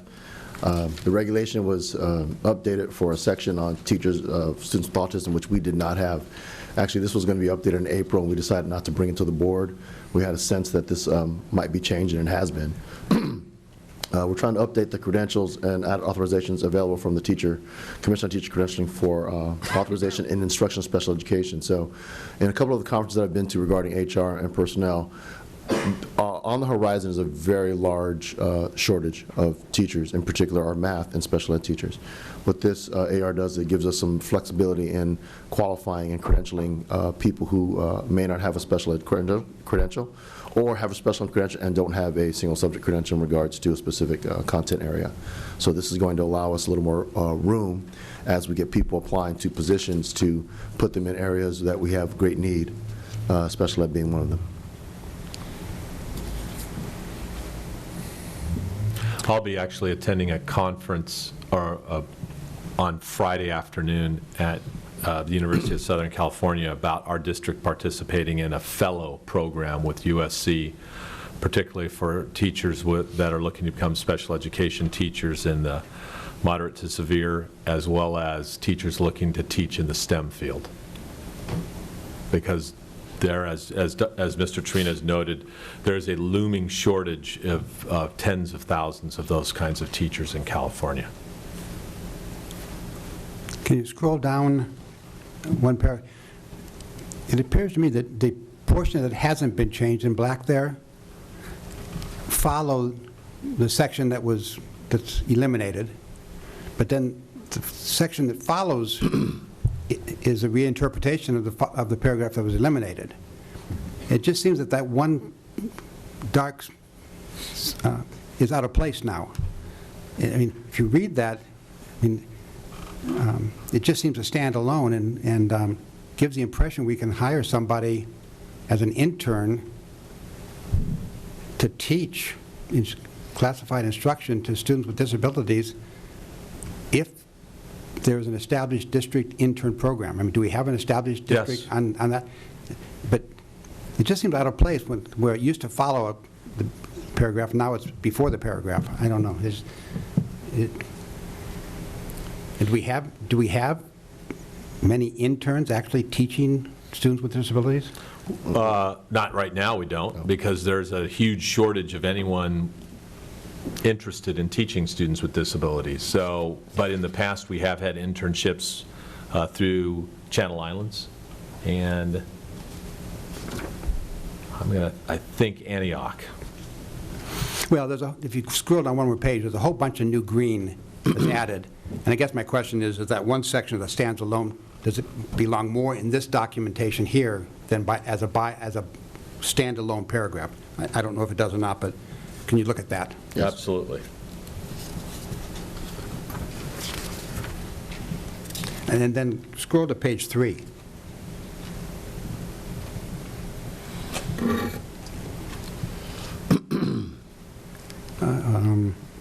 Page 3 of 5, is that 3 of 5? Oh, you just passed it. I don't know. I don't have my expert here. And can you tell me why we took out a whole section on teachers of students with autism?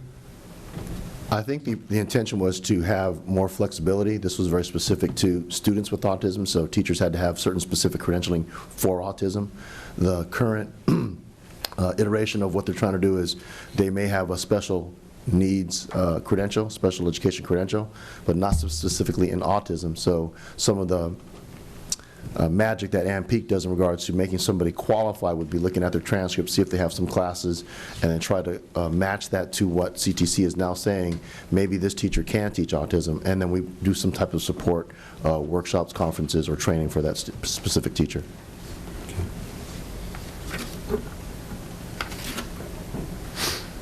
Have we had any feedback on that at all from anybody?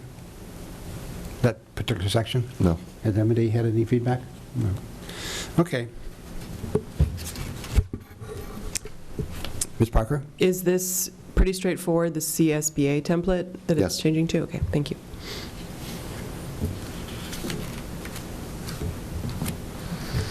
No more discussion? Bring it back on consent? Will do. G7, Technology Readiness Initiative. Mr. Rickman.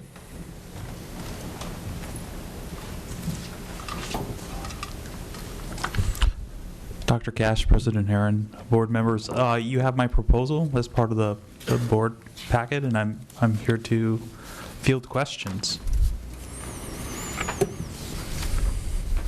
Can you explain the $1 program?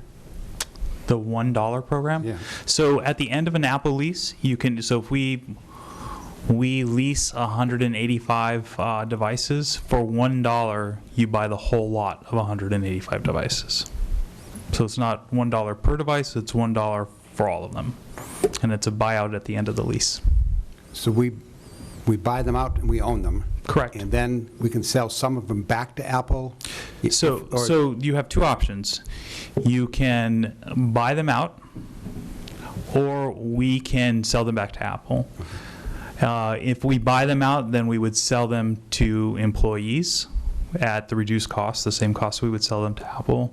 And to be honest, that for most Apple products, you can get more than that after that many years if you sell them on eBay. So people might start a business of buying them and selling them on eBay. But those are our two options. And there's nothing in the documents that says exactly what they'll pay us, the market price at that time? It's the market price at that time. But I think I put in the packet, it ends up averaging, I think, about a quarter of the original value.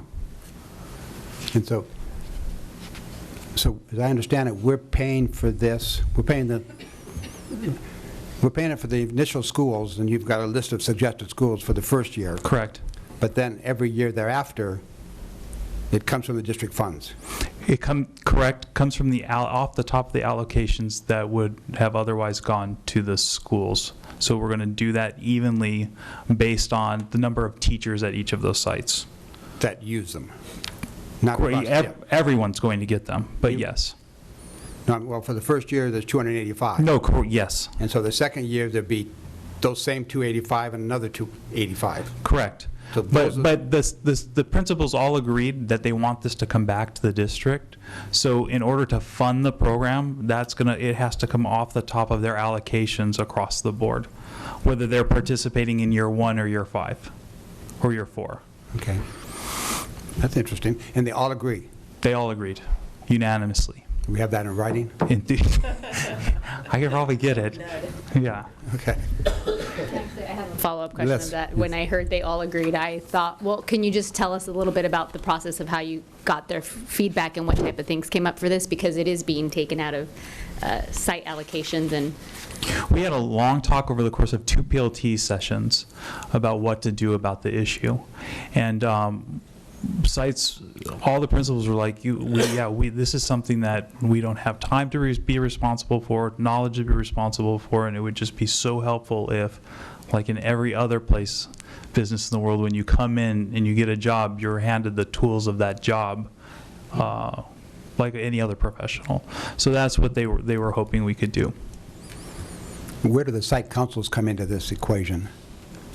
They don't. They don't. So they don't have control over the site funds, if any? No. There must be some they allocate out.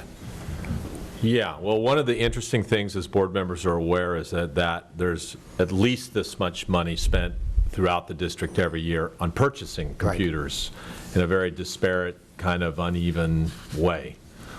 This is a way to ensure that every person in the district gets the same equipment, has the same opportunities. And that we can rotate out old devices before they're completely useless. Because we have some sites that have computers that are 5 years old, and some sites, they get brand new ones every 2 years. Correct.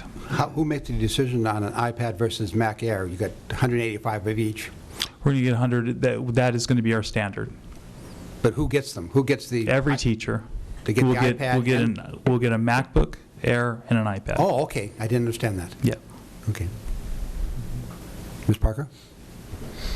Thank you, and thank you for responding to something that really hasn't been right. It's been unfair for student access, and certainly unfair for teachers, and I appreciate SBTA bringing this up as an issue. I guess I also want to be sure that this is a baseline. There will be teachers that have special needs in terms of tech, and I don't want it to be a situation where it's like a site council, they'll have less money to allocate. They don't get to choose how much money they have for allocation, but say they've put some money aside, that if you have a teacher who has special tech needs that go beyond what the district is proposing as the basic package, that there won't be obstacles put in their way. No, of course not. As long as it's on our standards list that we publish, that they're welcome to get whatever they need. Okay, thank you.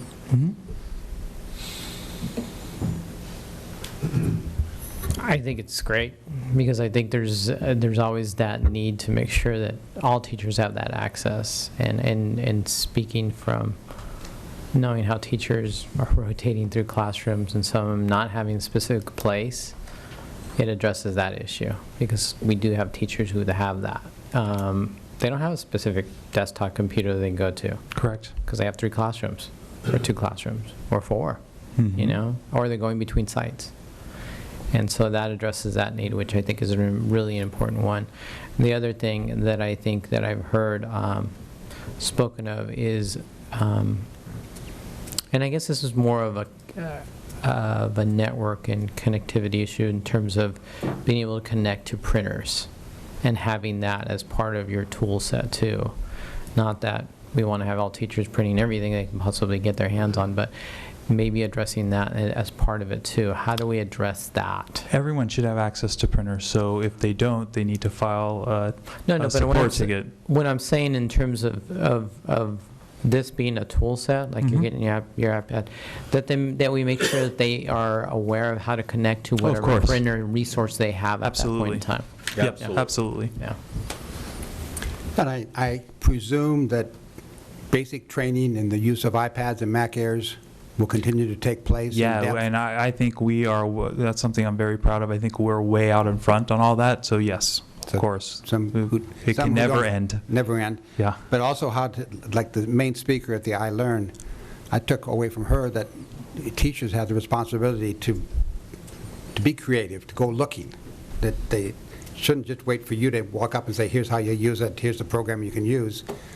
Right, and you know what, our teachers are incredible, they're doing incredible things.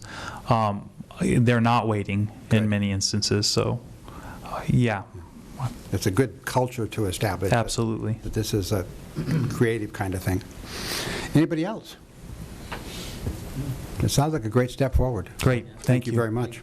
So come back on consent? We'd like to move forward and start the process so we can have these in Do you have a motion? teachers' hands in January. Do you have a motion to do it? I'll make the motion to Adopt the Technology the Readiness Initiative? Yes. Any discussion? All in favor, say aye. Aye. Aye.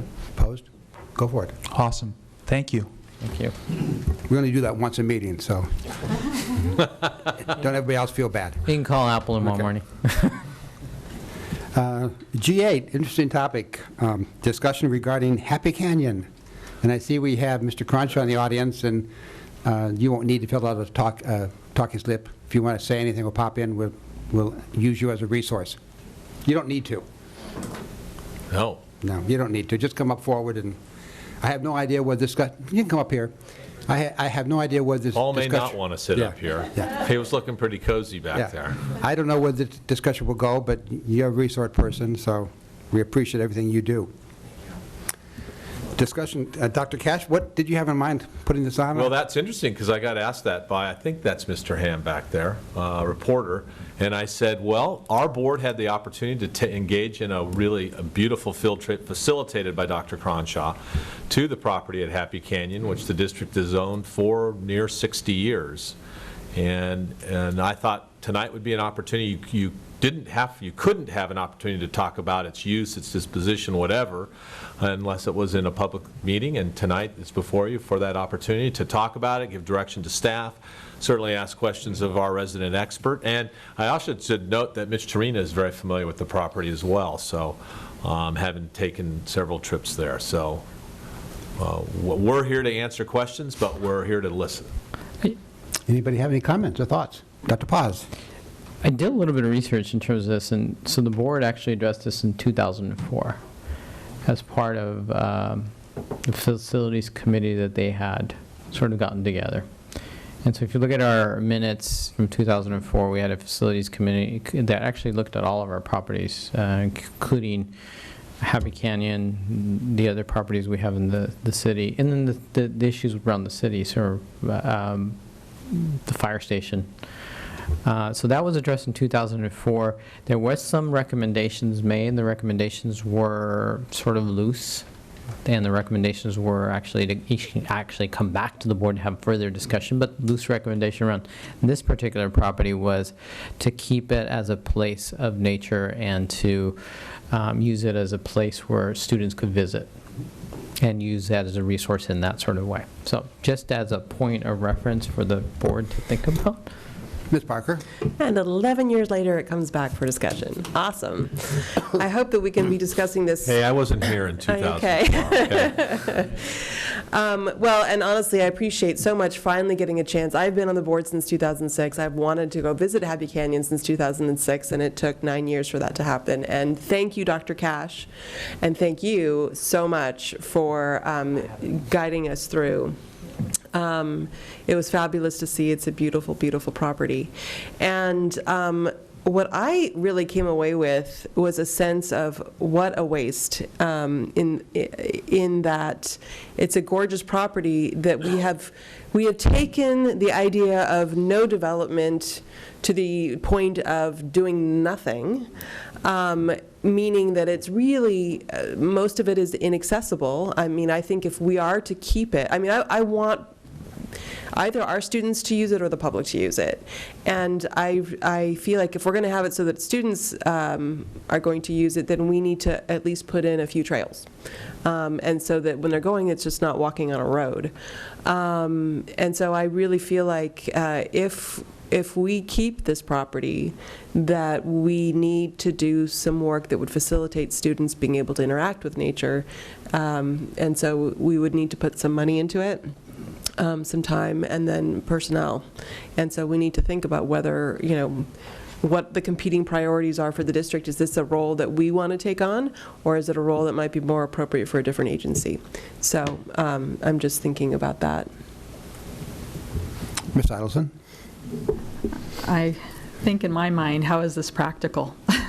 It's so many miles away. I enjoyed the field trip to see it, but I feel as though there's maintenance issues, there's liability issues, and it's very remote, and I would love to see some practical use for it, but I question that.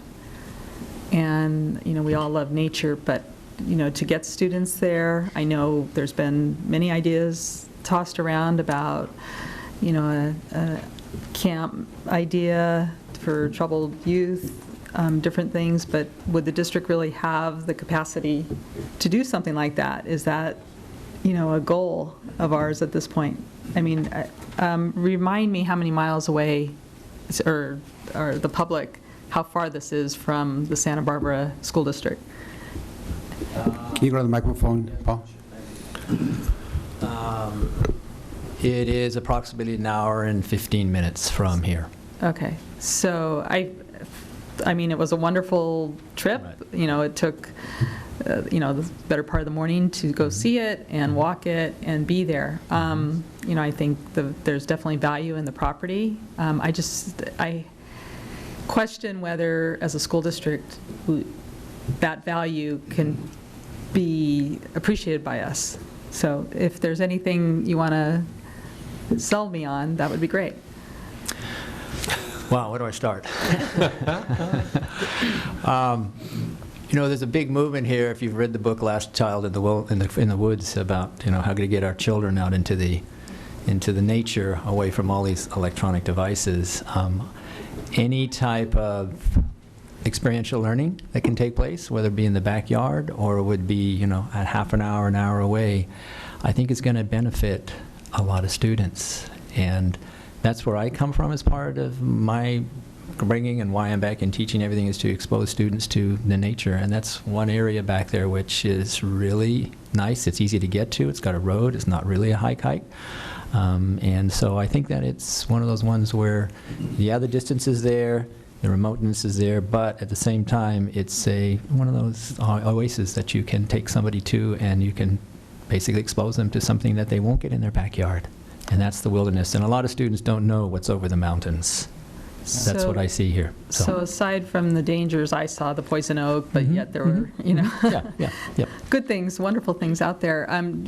Do you envision a program where, say, a sort of select number of students would be involved with it, and with a teacher or director making something? At La Cuesta, I've had the opportunity to work with the Wilderness Youth Program. And I was, we did that for a number of years, where they took our students out into those environments. I would have anywhere from 10 to 15 go out, and I was a teacher that went with them. And so we took them into Red Rock, we took them out into that area of the Pines, and I saw the benefit of taking high school students for a day into that environment. And in a small group, they really bonded, and that carried on into the classroom, and it carried on into beyond that. And so I've seen that benefit. By having it be property owned by the district, does that give extra benefit as opposed to Red Rock or National Yes, it Los does. Padres National Forest? It does. Yeah, the Los Padres National Forest, as you know, it's called the Kachuma Camp. When they found out it was the district that we owned it, the district owned it, they went ahead and decommissioned it. So now it becomes back to the district. And that's why you saw the remoteness. All the facilities were taken out and everything. But yes, it is a benefit for this district to have, because then it means you have control over it, to deal with what you want to do with it, as far as, the forest, because it does lay within the forest boundaries. It's like an inholding, And so that's an interesting aspect because you got forest on all sides. But it does add a level of, how should we say it here, cooperation as well as use, planned use for your future. And I think that's a good thing that we're discussing at this point. Have you been out to the Sedgwick Yes. Reserve? Yes, I was out there a couple of months ago to see what they did. I went on one of their hikes, and by the way, I recommend their hikes. They have 3 different levels. They're excellent. We take a lot of 4th graders out there, right. don't we? Yes, Fifth we do. graders? Yes. Yes, we do. Yeah, that's right. And you have docents and the whole thing. Is that out a there. use that we could make out of Happy Canyon? It could be if you have docents, like what I did with, what I do when I take my students out, when I Like go you out did here. with all of us? All of you. I mean, you become a docent and you train other people to do this. It's part of that, build it and they will come. Yeah, I had the same experience at Sedgwick. I thought it was a great is. experience. It is, and that's what UCSB has done with a program that was given to them out there. Yeah. Dr. Paz? I was going to comment, because one of the entities that I was thinking that, we as a district could follow up with is the Wilderness. Wilderness Project? Yes. WIP, yes. Yes, and actually my neighbor is involved with that, so that's great. And then, we have other entities who manage a lot of properties in our community, the Land Trust of Santa Barbara County. That's right. As an example.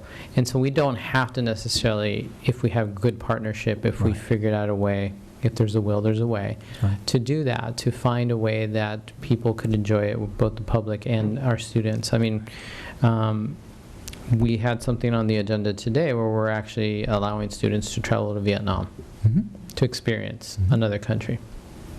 This is how far away? An hour and 15 minutes to experience the outdoor. I mean, yes, it's still a distance. I understand that point, but it's not that far compared to how long it's going to take them to go and fly to Vietnam to experience another country. A lot of students don't even have the opportunity to experience the outdoors. I had an experience that when I was working in Carpinteria, I actually had students who had never gone to the beach. And they lived in Carpinteria. And how far is it from the center part of Carpinteria to the beach? It's not that many blocks. Right. And so I think that this is an opportunity to do that. If we can find ways to partner with other entities to do as we're talking about, it's an incredible opportunity that many school districts would have. Right. Ms. Parker? I'm just following up on the Sedgwick connection because, that was a gift to the UC system, and they have put together essentially an endowment. It's not a drain on funding that would go to UC students in terms of the classroom education. And I love the idea of looking for partners. If we just leave it the way it is, I really feel like it's not what the original donation was intended for. We are not making it accessible to the greatest number of students, and it's totally pointless just to leave it the way it is. But we have to find partners, we have to find the right people, we have to figure out what the right thing is to do there. And I'm hoping that there are people in this community, and maybe part of this is you, Paul, that can help us make these connections, not just in terms of programming, which Wilderness Youth Project might be there for programming, but just the infrastructure piece. What should this look like? How do we build this? And then who funds it? Because really, it needs to not come out of our operating budget. And so I'm very interested in keeping it. And I don't want it just to be for Santa Barbara Unified, however. It's honestly an even greater resource for the San Ynez Valley schools. I want to be sure that it's something that's open and free to them, and all of the South County as well. It's really a county resource and not just ours. And so I hope that there would be a number of districts that might be interested in stepping forward. Ms. Limon? Thank you. So thank you very much for being our great docent. Not only did you tell us about the property, but we came out knowing what herbal plants we could use for certain things and what teas you can make. So it was great. And that's bags of trash. right. And we all collected bags of trash, absolutely. And I think, but it's important to recognize that this just happened. I think a couple months ago, a few months ago. I don't know. And yet, there was something about the experience that makes me smile. And that's exactly what I hope that we do with this property. I know that for me, I am clear that I want this property to remain property of the school district, and I am clear that I would like to see it used more. My first priority is students. I like the idea of this being not just for district students, but for others. And so I think whatever we can do to preserve the essence of nature and wilderness is important to me as we think about how this moves forward. And I love the idea of also thinking about broader partners. Broader partners, there's so many groups that I can think of, not just related to schools, but I mean, even some corporate folks that, you know, I think like, gosh, REI is constantly doing, there's like the California Latino Outdoor Project. There's so many groups that I think would find benefit in trying to preserve the essence of nature and wilderness. But it was also just fun. I mean, I had a good time, and I want students to experience that. So that's where I'm at with this particular property, and I'm so thankful that you were our docent that day. Thank you. Welcome. Ms. Parker? I would ask that any proposals be thought about now, and that something comes out back to us soon, and that this is not something that we let languish again. 11 years? Yeah. Yeah, so Okay. we'll ask you to give us help, too. I'm fine there to do that. You know, I enjoy doing those things out there with nature, so anything I can do, I'd be more than happy to make some connections and to at least bring some talking points to the table, and feel free to ask me at any point. Thank you very much. Okay, you're welcome. Thank you. Thank you, Dr. Cash, for bringing that back. I needed something else to do. Yeah. Capacity, Ms. Leone. I was getting bored sleeping between midnight and 2. So. G9, discussion of local control accountability plan, strategic plan alignment. Dr. Cash. Yes, well, as board members are aware, last month we put together kind of a template on how we were going to look at taking the very large number of goals, actions, and services in the LCAP and really align it to our strategic plan. And this is the first of 5 meetings on key components to that. And Dr. Dradi is our resident LCAP expert, and Dr. Ramirez are going to take us through a quick presentation. Thank you. Good evening, board members and President Herron. Several weeks ago, as Dr. Cass mentioned, we presented to you the district's desire to better align the strategic plan aims with the local control accountability plan. We are bringing before you a description of the plan and process by which we wish to engage in to align the 4 aims of the strategic plan: life, career, and college-ready students, student, family, and community engagement, organizational transformation, sustainable facilities, and in addition, a focus on early childhood education.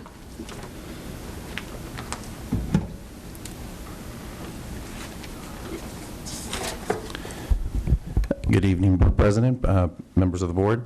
I also wanted to, well, as part of our next step is to begin this process or articulate the process by which our LCAP and strategic plan can really merge, can really operate in a way that's very synergistic, that allows us to be able to mesh the two together in a way that provides clarity and focus, not only for you as board members as you make your decisions, but also for our internal and external communities to ensure that there is a strong sense of understanding and coherence across our system. Part of that is a desire to operationalize college and career as well as life readiness for our students. So what we've identified is, or are a series of outcomes that we would like to see for our students that incorporate not just academic success and academic achievement in any one particular area, but particularly as we conceptualize the relationship between Common Core state standards, next generation science standards, other elements of 21st century thinking, 21st century skills. And so what you see here are some intended outcomes that would really guide our decision-making, our programming, our instruction, our focus from preschool all the way through. And with the intent of identifying or creating opportunities that would really benefit students as they decide what to do post-high school or into even their adult life. So without going through the entire list, I would like to point out that this last one really addresses what also is an attempt to be a well-rounded individual. It also happens to be the mission of our district, and that is to become independent, responsible, ethical, and productive citizens in a diverse and changing world. So it really is our attempt to try to bring together this very large and robust notion of what a life, career, and college readiness entail. So what Dr. Ramirez just described to you in terms of those indicators are basically our attempt to find a definition for one of those aims. Okay, so we think that's important because if we don't have a working definition for that, it'll be very difficult to make decisions on that. So what we showed is an example of one aim, and each week, each time we come up here, we'll have a different definition for each aim. With that said, you're very familiar with the LCAP, and in the LCAP, you'll see that there are numerous actions associated with the LCAP, and with those actions are also funding that follow those actions. So what the process we will engage in is we will actually take those actions and organize them within the 4 aims and the 1 additional early childhood education. And from there, we're going to go through the painstaking conversations of either continuing with some of those actions or deciding to go in a different direction. So we need a process to really be able to discern the importance of each action, and our process will involve taking each action through these questions and really have some serious conversation around it. How does the LCAP action advance the strategic plan is one question we will deal with. What extent does the LCAP action advance the strategic plan? How can its impact be measured? So these are important questions because we have to argue and wrestle and really understand it before we go ahead and commit to an action that's associated with funds. So this is just a guidance of how we will make some of those decisions as we go through that painstaking conversations.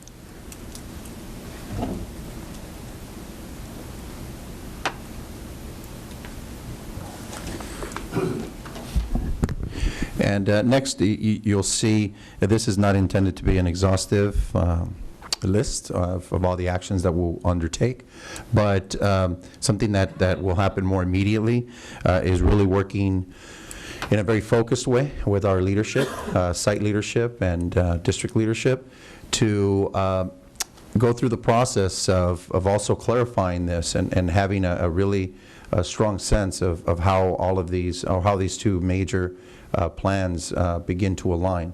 And the focus on leadership it really stems from the understanding that site leaders are entrusted to be able to message, articulate, be able to guide their respective staff and leadership teams through the same process, whether it's by way of single plans or by way of just being able to bring the community into the process of LCAP and having a better understanding, a more robust understanding. So in the next couple of months, really, we're going to, and this is an ongoing process, not to indicate that this is a finite timeline, but conducting needs assessments. That includes data analysis. We've mentioned in other board meetings the assessment continuum that we will look to build out as a first iteration. And so as that unfolds, we want to look at what the data yields, because that is a big indication in this process, as well as survey results and other elements, give us a clearer sense of where the needs lie. And having that understanding is really important before we have a more open conversation with everybody that involves all stakeholders about what priorities may come forth or may continue, to go back to Dr. Dradi's point. Also, again, that process of organizing and understanding how all of the aims 1 through 4 in the strategic plan, as well as early childhood education, can be reflected in the LCAP and can be furthered through the LCAP. But also guiding our leadership through those very same guiding questions of how we, just having a more expansive view of how we make decisions, particularly as they relate to needs. And then also, the last item is beginning to have a clear understanding of what are those high leverage actions, those actions that are really going to speak to the intent of the strategic plan, and are also going to be able to begin to address the needs reflected either by metrics and quantitative data that is coming from our assessment continuum, but also qualitative data that is yielded through the work with our teachers, through the work with our parents and families and stakeholders and students by way of surveys. So those are all the qualitative pieces that will begin to come together much more, we hope, in a much more coherent and focused way. But that really puts us in a position internally as we embark upon an external journey of identifying what actions are really going to address those concerns that the community has already voiced the past couple of years through the LCAP process. I just want to outline something that Dr. Ramirez just mentioned in terms of the two processes that will be taking place. There's an internal process of alignment with the LCAP, with the strategic plan that internally we'll be engaged in. At the same time, we'll still have to continue the external conversations about the future. So those two processes will be taking place, and at some point they'll merge, and you'll see one process going forward. With that said, I just wanted to provide an example of how this may be, the process may be organized. So aim 1 obviously will be the LCAP goal, which we will have, and then from there you'll see these are actions that preliminarily we have identified as a part of aim 1. And within aim 1, you'll notice there's also other subcategories, one of which is holding high expectation for every student, and there are other ones. So I'm not going to belabor, I'm not going to show you the entire list, but I wanted to give you a taste of what you're going to see in the next few months. With that, we'll leave it open for questions. Thank you very much. Board? Ms. Parker? Thank you, and I appreciate this. I feel like when the LCAP so recently came into being, I mean, it feels like it's been around forever now, doesn't it? And yet it hasn't. But I feel like when you all worked so hard on getting it off the ground, that there was a lot of thought about how it should align with the strategic plan and the strategic plan elements. But this, it's nice. I'm glad that you feel that we're now at a space where we could actually sit back and analyze it and make sure that it's aligned and realign things and examine things much more closely, rather than just kind of flying by the seat of our pants and doing it as quickly as we can to meet deadlines. Yeah. So I appreciate that, and I think it'll be good because we were all so intent when we created the strategic plan that this is not something that gets shelved. That's something that's constantly looked at, and it's very important for us to be looking at it this way through the lens of the LCAP. So thank you. Ms. Limon? Thank you. Thank you for this presentation.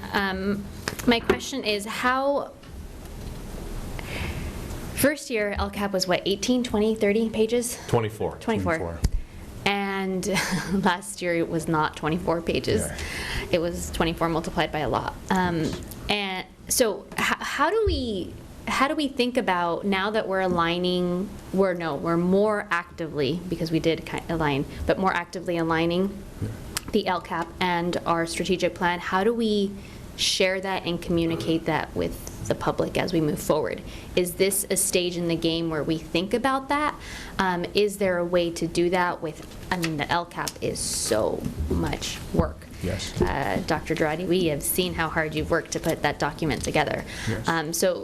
But is this a point where we think about that? Because I just don't think it is user-friendly anymore. Yes, absolutely. And our strategic plan Here's is. the issue in relationship to the LCAP, is that we have absolutely no input on the format or the template. Right. Zero. And I sit on a group of superintendents that spoke directly to Carl Cohn, who's the new executive director of the CCEE, which is taking on the initiative of looking at the LCAP process. And all of us said the same thing. It is not a document intended to, or the template is not intended to be transparent. You know, we had some superintendents that talked about their LCAPs are 300 pages long. And so the message is continuing to be loud and clear, but we are constrained by the document itself. And I don't know if we'll be able to get to a usable length. Right, and so I guess I think of my question as being more broad. I'm not about changing the LCAP document, but how do we communicate this information? Because I believe that we made our strategic plan very user-friendly. People go on our website to look at it, and now that we're being more active and intentional in aligning the strategic plan and LCAP, what does that look like? Does someone have to listen to a board meeting to figure out how it aligns? No. The issue, quite frankly, is that I don't know. Well, for reasons that I'll explain to you later, we're very close to having a translated executive summary of the current LCAP that is substantially shorter, but it did not get done for unnecessary to explain at this point. But that process, every district is going to be required to do forever until they change the template. So it'll be, if districts want to be transparent, like we do, want our community to know what's in the LCAP, we will be required to go back and create an additional document. Because the state-adopted document doesn't lend itself to brevity, clarity, or transparency. What we'll simplify a little bit this, that you're not going to see how many goals we have right now, about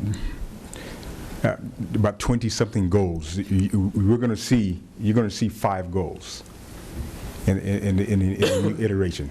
But and within those actions, those priorities that the LCAP identifies will be addressed, and all the necessary metrics that the LCAP is requiring of us will be addressed.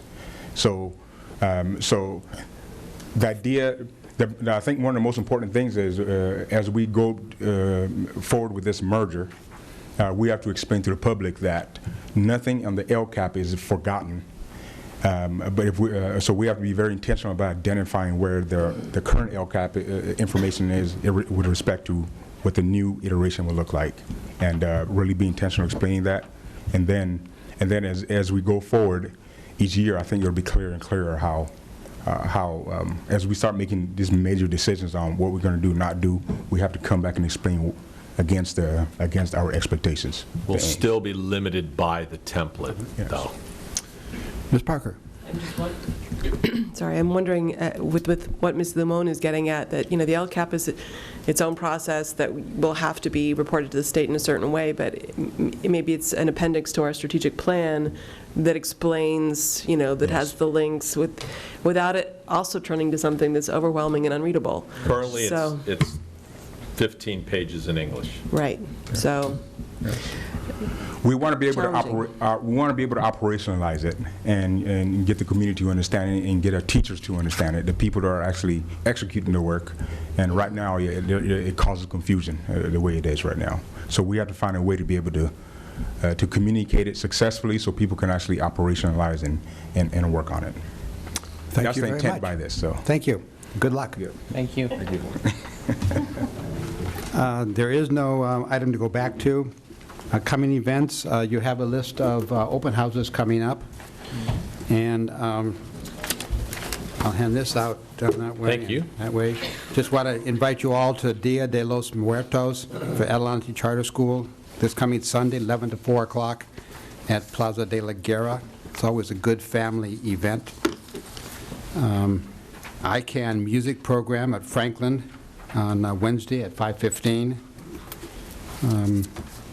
Wellness Committee is tomorrow at 3:30. Dr. Cash, anything to add on that? Just, you'll get the digital copies of the school plans sometime before Monday. And the meeting next time starts at 4 o'clock. Correct. The meeting with the principals on the site plans. Anybody else have anything to add to coming events? Okay, how about future agenda items?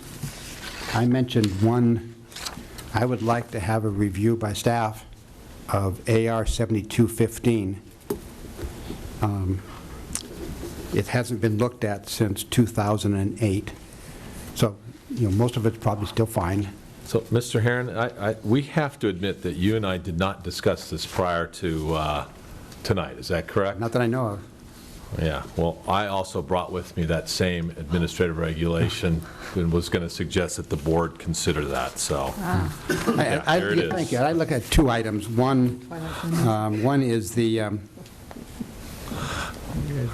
issue I talked about earlier, that right now, they turn in a fundraising plan, and it's all fine and good, and they say they're going to raise X dollars, but then during the process, X dollars no longer cuts it, and we need Y dollars. But there's nothing in the plan or in the process that says who's going to pay the Y dollars. Right. And in many cases, ends up, we come back and we pay for it.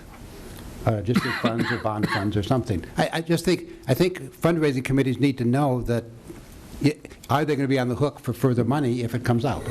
Or are we going to be? It has to be in the document someplace, I think. Well, we'll bring forward with some recommendations and give you guys the opportunity to comment on it. And the other is, it says 75% of the fundraising goal must be deposited with the district. I would like a definition of in what format. Got it. Have we talked about cash or promise? Okay. And the rest of it, I don't know what, there might be other things you can look at and see. Ms. Parker? No? No, just following up to be sure that that came back for board discussion, yeah. Yeah. Okay, any, okay, I think we can leave.